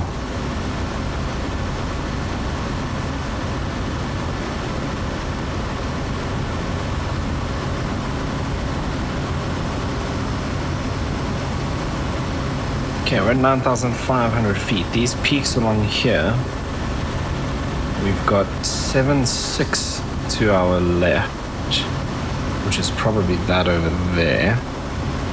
And we've got 7.3 and 7.4 7.5 along that side.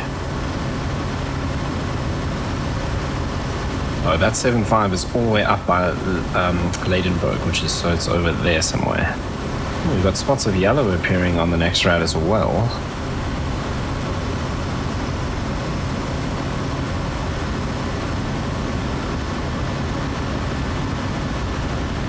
Oh wow, yeah, that isn't actually looking good up that way.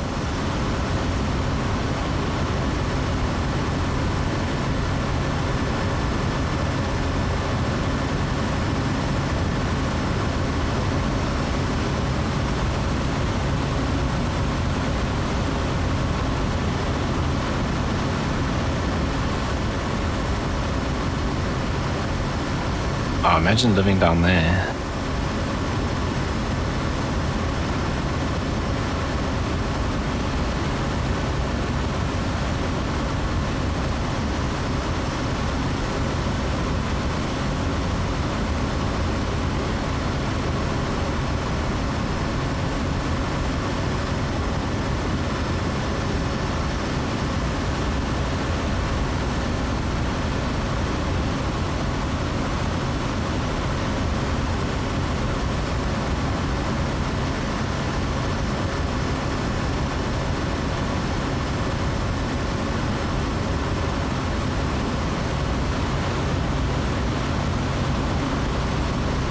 Okay, that wall, that does not look like we're going to go through that.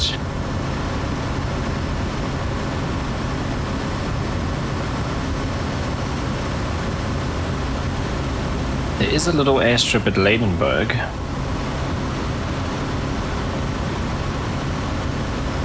Which is not far from where we are now.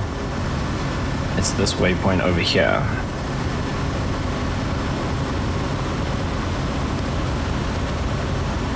There it is there.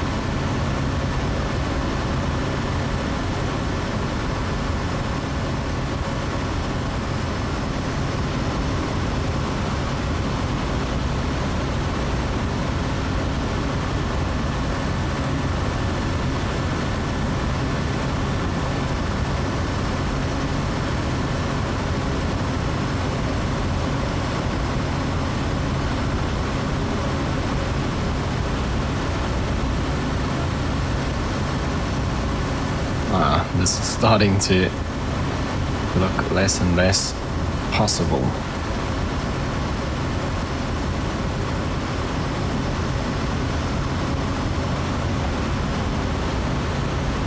So Navigraph is saying that just other side of Ladenburg and pretty much smack bang in between Ladenburg and Kraskorp, there is a patch of cloud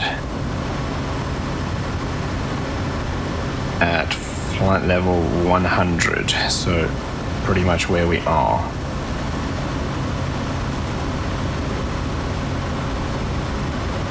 See, but there are some gaps through there, so we might actually be able to get through. Let's carry on to Ladenburg and see if we're going to turn before this wall.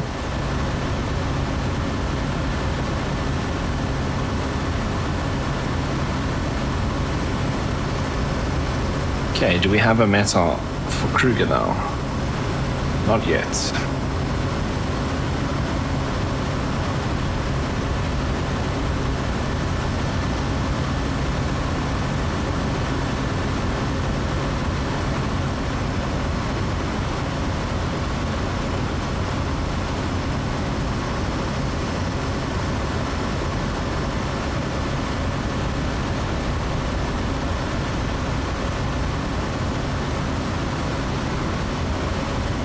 Ah, that looks like rain underneath there. Okay, the green is showing us rain, I reckon. There's another little patch there.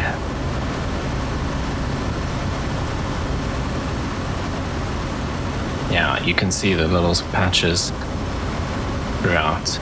Okay, so that makes things a bit more interesting because where we are going, see, that's that out there.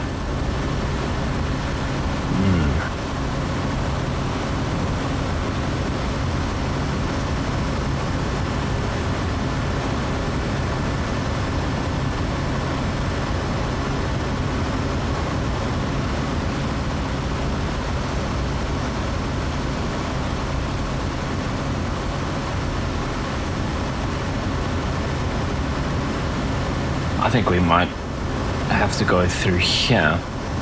Just skirt around outside Kruger's airspace. So go along here. I think this is Sabi over here. Skirt through there, come around that. Might be our best option.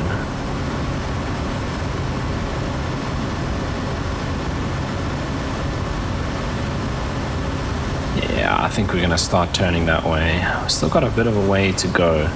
So I think what we're seeing here is this, because Ladenburg is still down here. So we're not even seeing that patch yet, and this already looks bad. Yeah, let's head this way.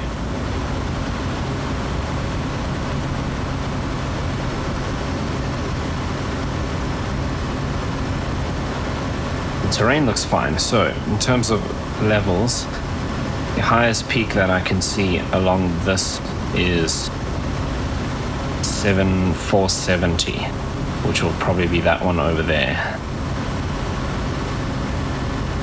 But this is going to get quite bumpy.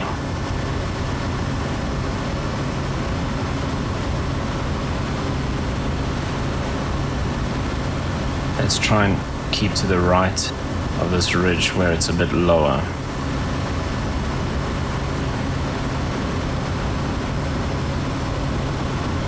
Okay, so my plan is to sneak in up here, kind of through this valley, and stay just outside Kruger and Mpumalanga's airspace, and head, kind of join back up if we can, depending on what the weather looks like. But that's obviously the worst in terms of rain. See if we can join back in on there, because we need to go, we have to end up at Utrecht to start that approach.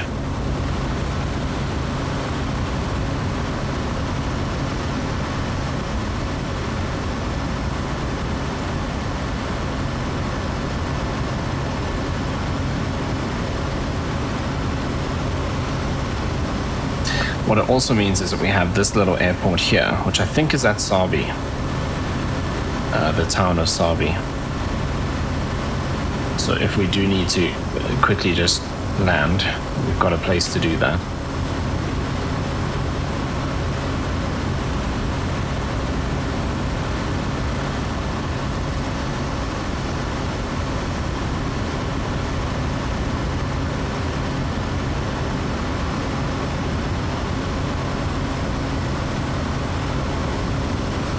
Okay, fuel flow 236. Everything else is in the green. Fuel quantity is still plenty. Still no metal for Kruger.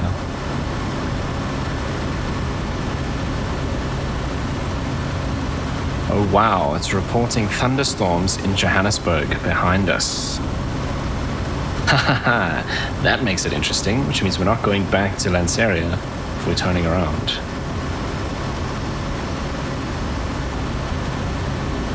Huh.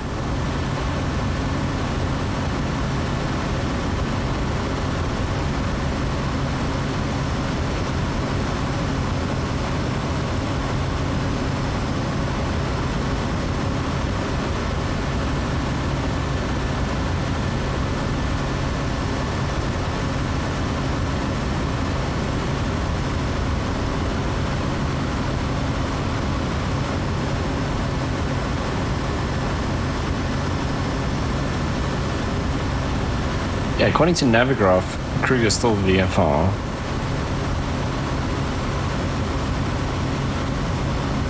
And the cloud coverage is much better than when we took off.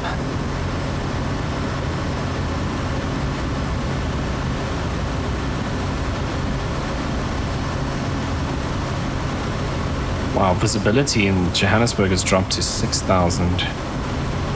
It was 10 when we left.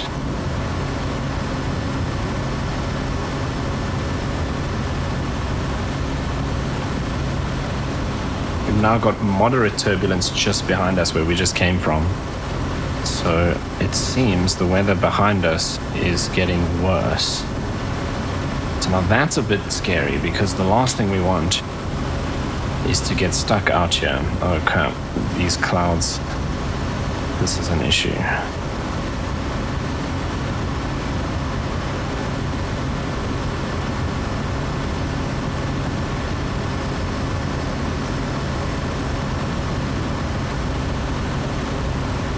Right, here the fun starts. We've now got to try and find a way through this.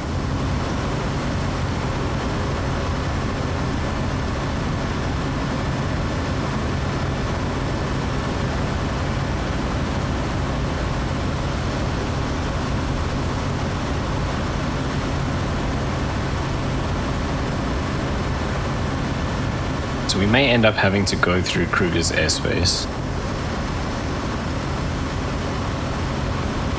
Could possibly go underneath this. It doesn't look... We're over the highest part of the terrain, I think. If we go through this valley to our right... to our left. But then we start boxing ourselves in. And with the weather back towards Joburg getting worse, oh wow, yeah, there's more clouds there than when we came through. We don't want to box ourselves into where we have no escape points.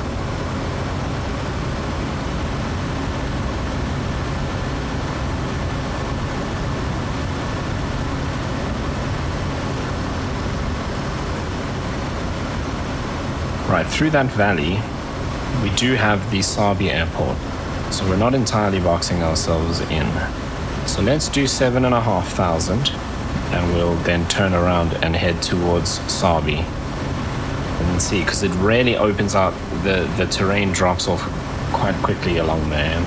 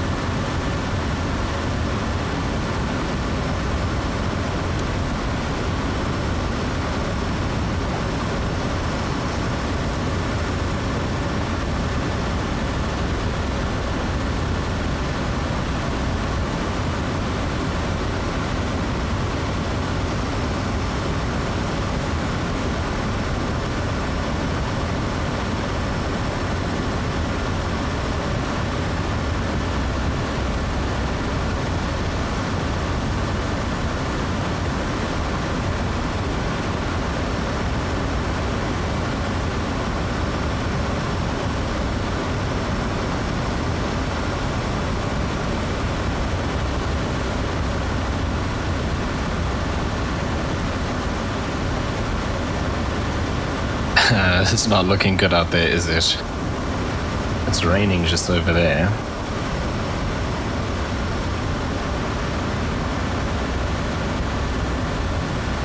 We're at 7.5. I think we can probably go down to 5.5 here as well. Now that we're over the highest part, so that's all that stuff there.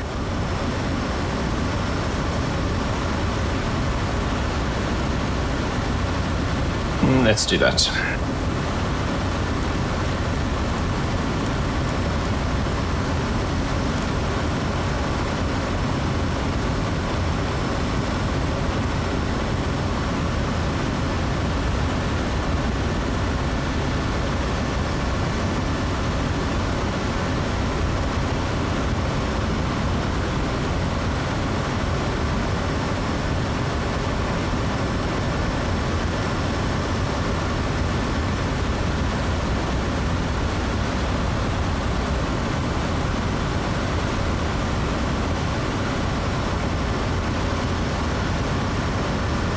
Okay, this is the town of Savi.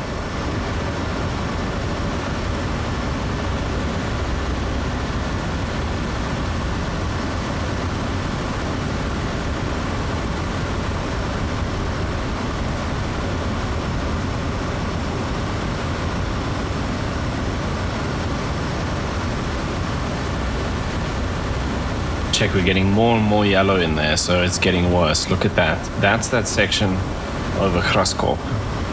Not a chance we were ever getting through there.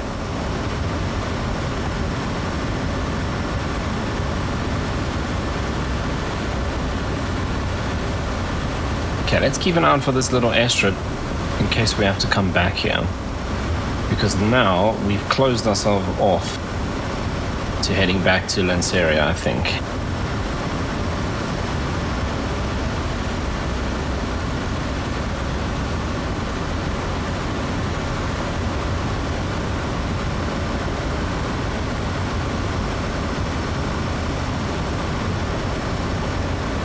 Right, we have Kruger's reporting scattered clouds at 3000 VFR, but we still have a low IFR within 35 miles of our destination. Warning on our performance app. So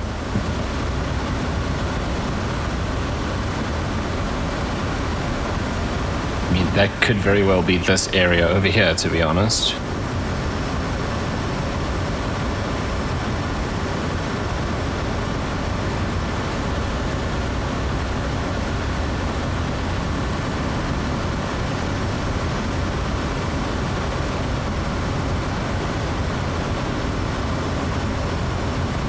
Okay, we're down at 5.5, so let's redo our cruise performance.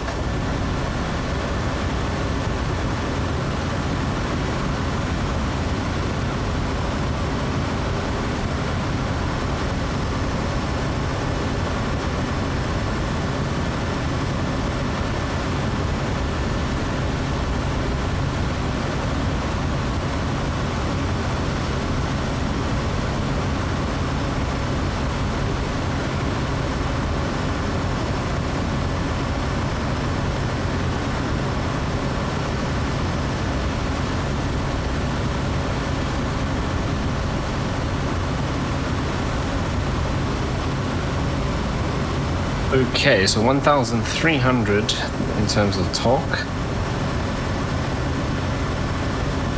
That just shows you how this becomes less and less efficient. So we're going up to 1,312 for torque. And we're expecting a fuel flow of 315, much more than we've had before. And we're getting 290, so we're still around 15 to 20 lower. It actually looks like we might make it through there. We can drop down. Remember, Skukuza Airport is at 1,000 feet, so we can still drop down quite a bit because the terrain really does drop off quite a lot. That's Kraskov over there,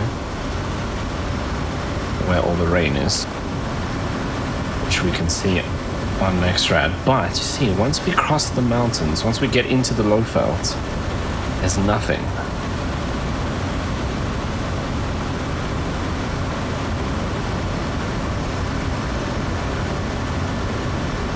Okay, we're gonna drop down again, down to 3.5.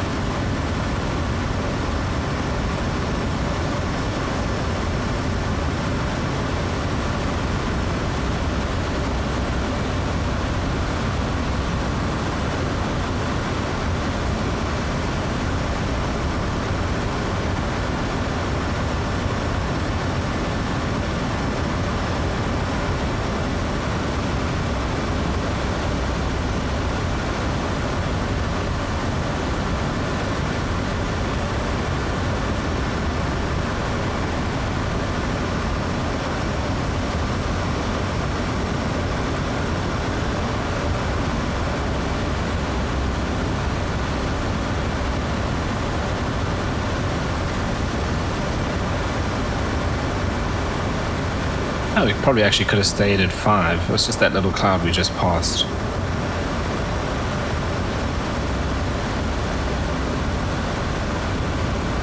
So it's going to be bumpy here, and we're going to burn more fuel.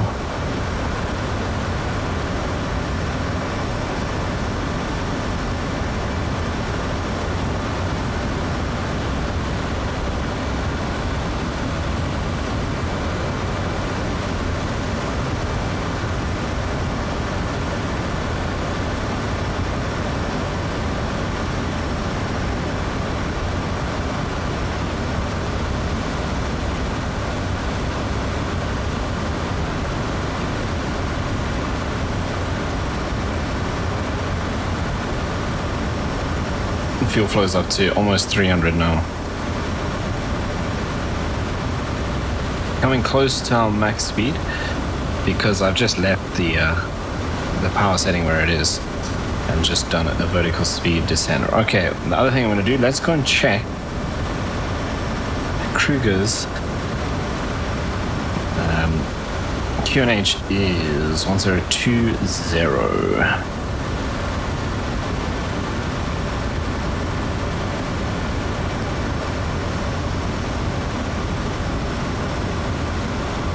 Like so,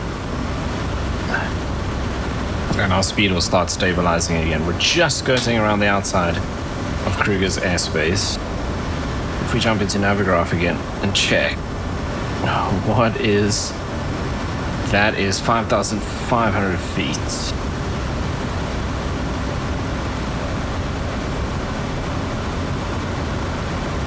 To 14,500.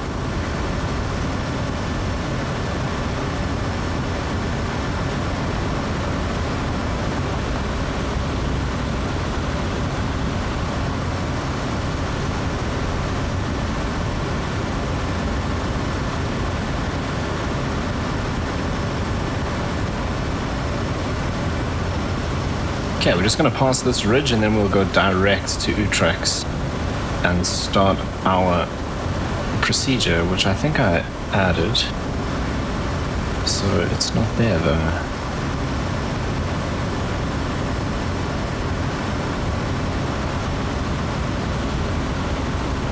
Huh.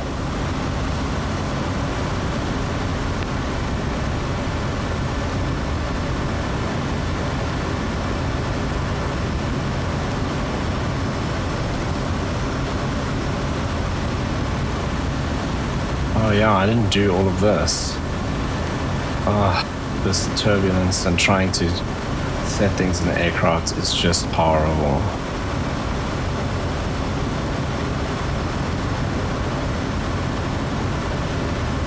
We might as well activate this now, because we're going to go direct to Utrecht anyway. And we'll go into nav mode. And we can try close this procedure box. Right, how do we look in terms of clouds? We're looking okay.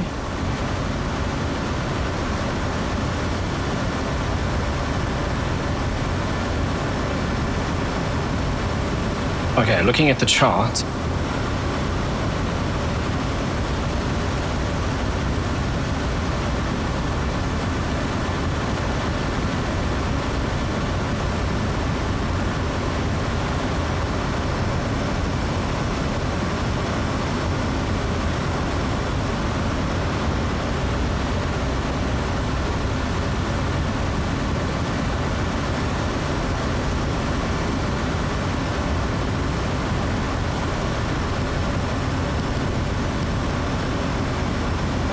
Okay, so at Utrecht,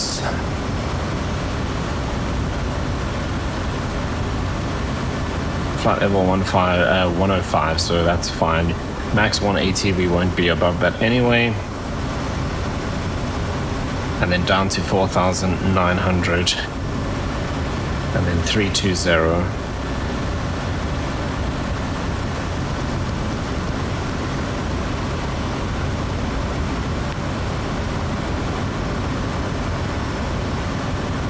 And we descend down to 1440, so we can dial 1440 in as our as our altitude.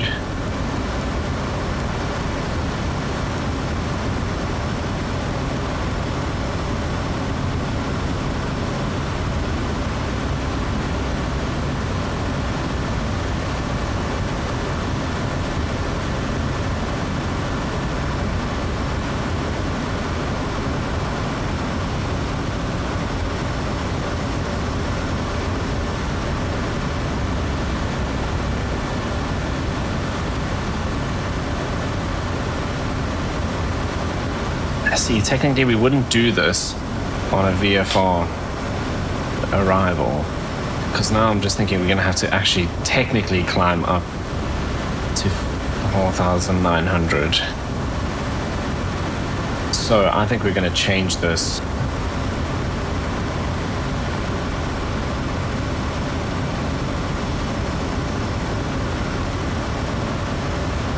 And let's just do visual.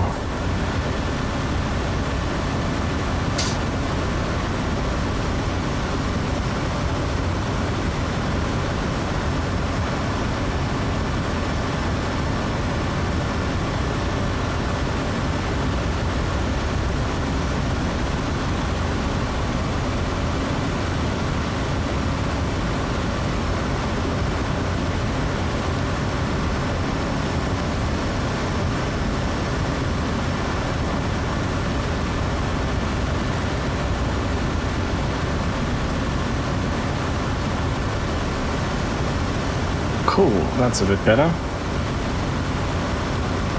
Because now we can stay where we are. We don't have to climb up to 4,900 feet.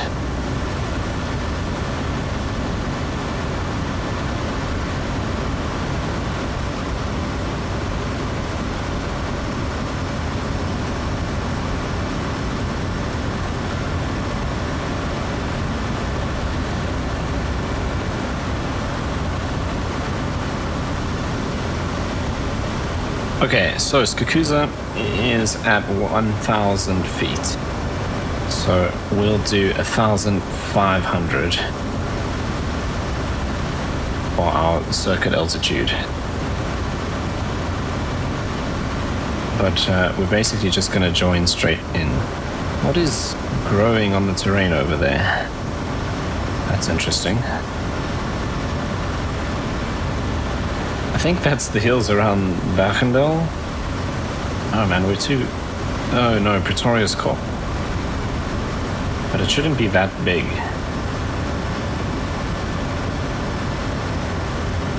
Other than that, or it's the scenery around the Skukuza rest camp that's freaking out. Hopefully it sorts itself out before we get to the airport.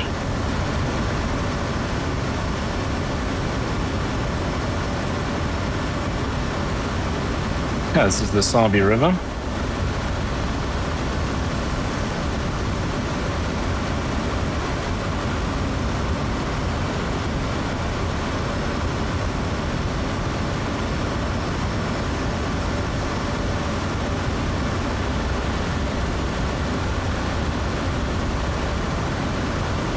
And this road, main road, leads to the Paul Kruger gate into the Kruger, which is down there somewhere.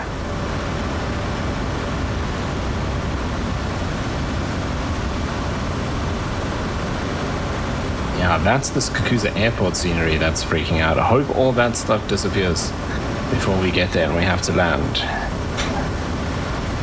Because that's a bit bleak.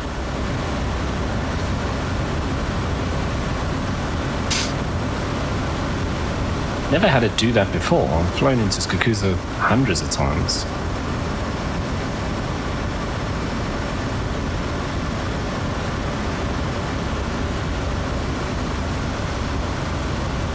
Right, what I'm looking for here, somewhere just off to our right and just in front of us, is the Sabi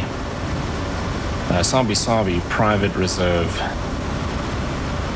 little airstrip here.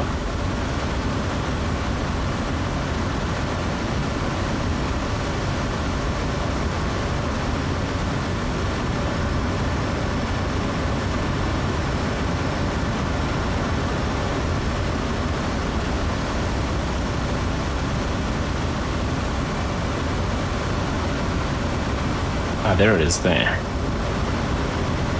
So that's the Savi airstrip.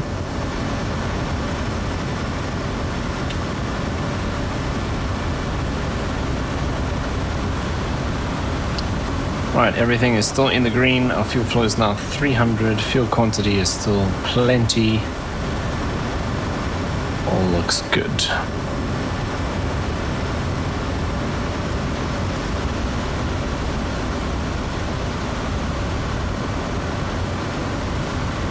There's the Paul Kruger gate over there, or there? Somewhere there.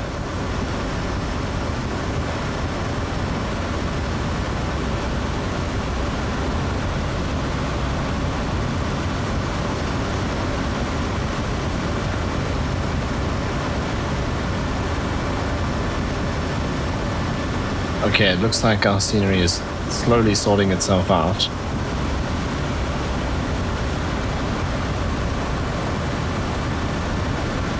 Hey, there we go. That's very weird. Never had that before. Super chilled in terms of weather and clouds and everything now. Nothing to worry about. Yeah, but like I said, it's crossing from the high veld down to the low veld. And obviously when we head back at the end of our holiday, going the other way is the same sort of issue. Then I think we definitely want to fly early morning, because now if we had to arrive into Joburg now to find thunderstorms and then try and turn back and have to get across that mountain range again,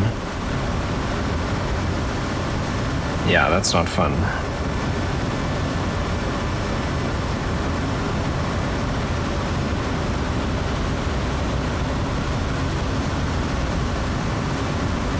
Want to see what the METAR for Lanseria is. Broken at 4,000 feet. That's it.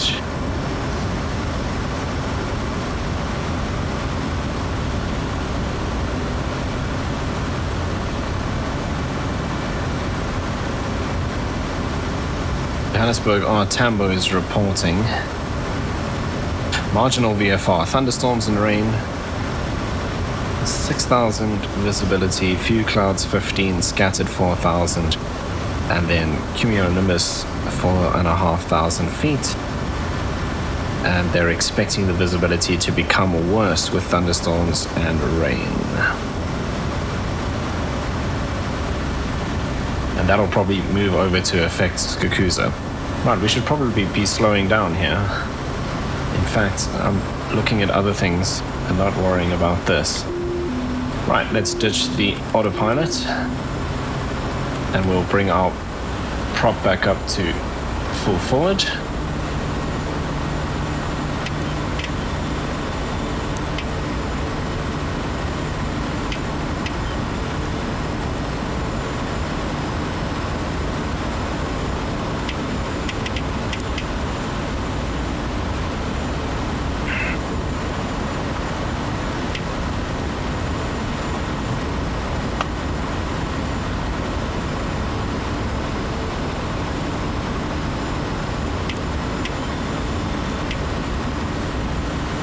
Keep your eyes open for some wildlife as we make our way in here, particularly along the river.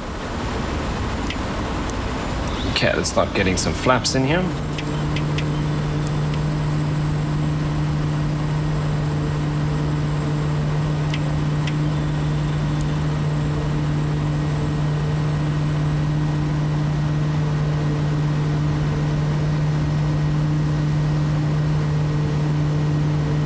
Let's put us on a long final.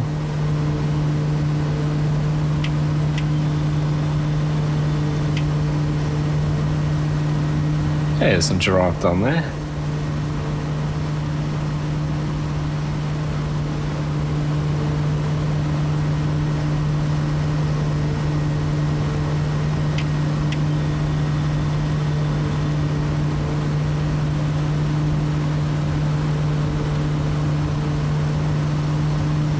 Got a bit of a tailwind. About 5 or 6 knots.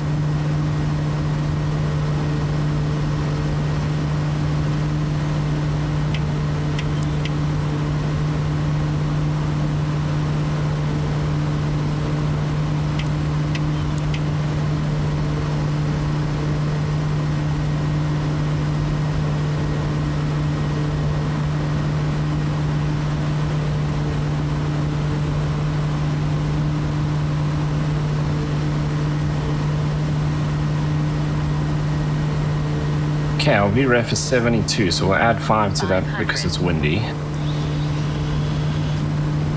So we're looking for about 77 knots on approach. Okay, flaps are set for landing. I would like to turn the landing lights on, but I'm not going to. Unfortunately, the landing lights in this aircraft, because it's got the pulse setting, doesn't work with my HOTAS, so I'd have to use the mouse. But I'm not taking my hands off the controls right now.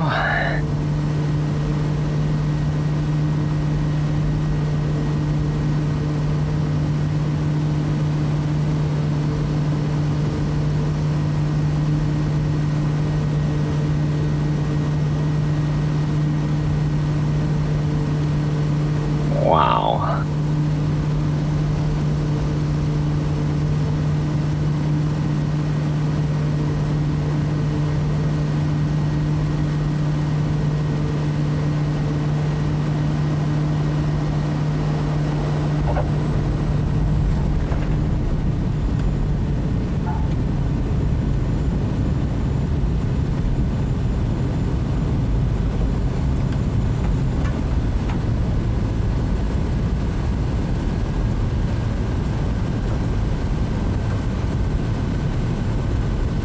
Okay, just double checking that it has gone into beta.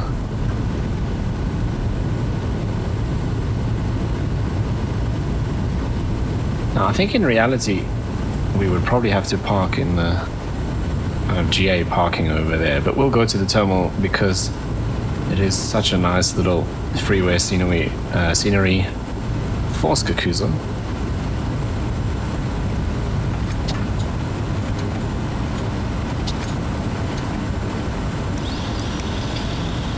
Okay, let's get the strobe lights off.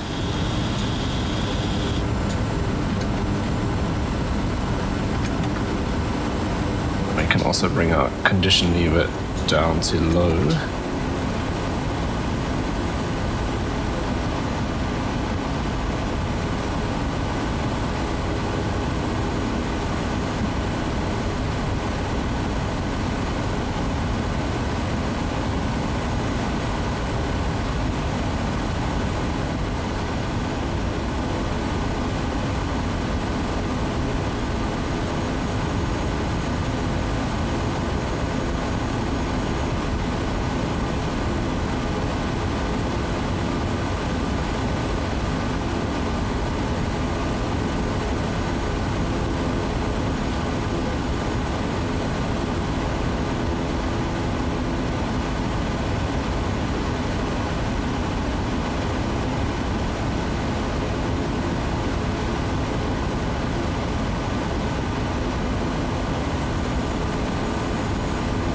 Right, let's say we'll drop off our passengers here, and then we could taxi our Kodiak out to the GA parking.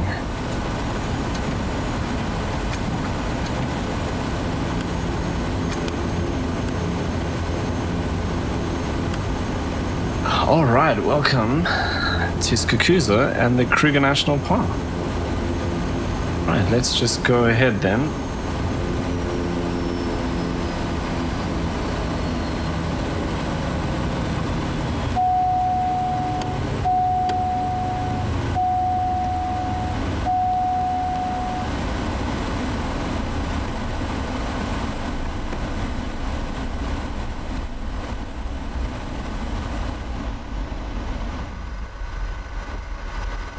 Okay, so now that that's done, we can switch off beacon, we can switch off the nav light, everything else is off, that all looks good.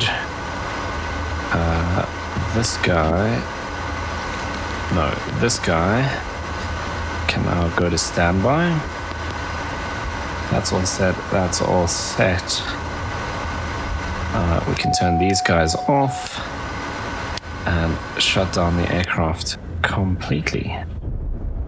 All right, that is going to bring us to the end of our cross-country flight from Lanseria up to Skukuza. That was really interesting. I'm definitely going to do more of these because that was a lot of fun. I like going through all of the kind of planning and stuff like that, and trying to do this as accurate to the world, to the real world as we kind of can in flight sim. There was a stage there where I thought we were going to be landing at Sabi, but we managed to make it through the weather.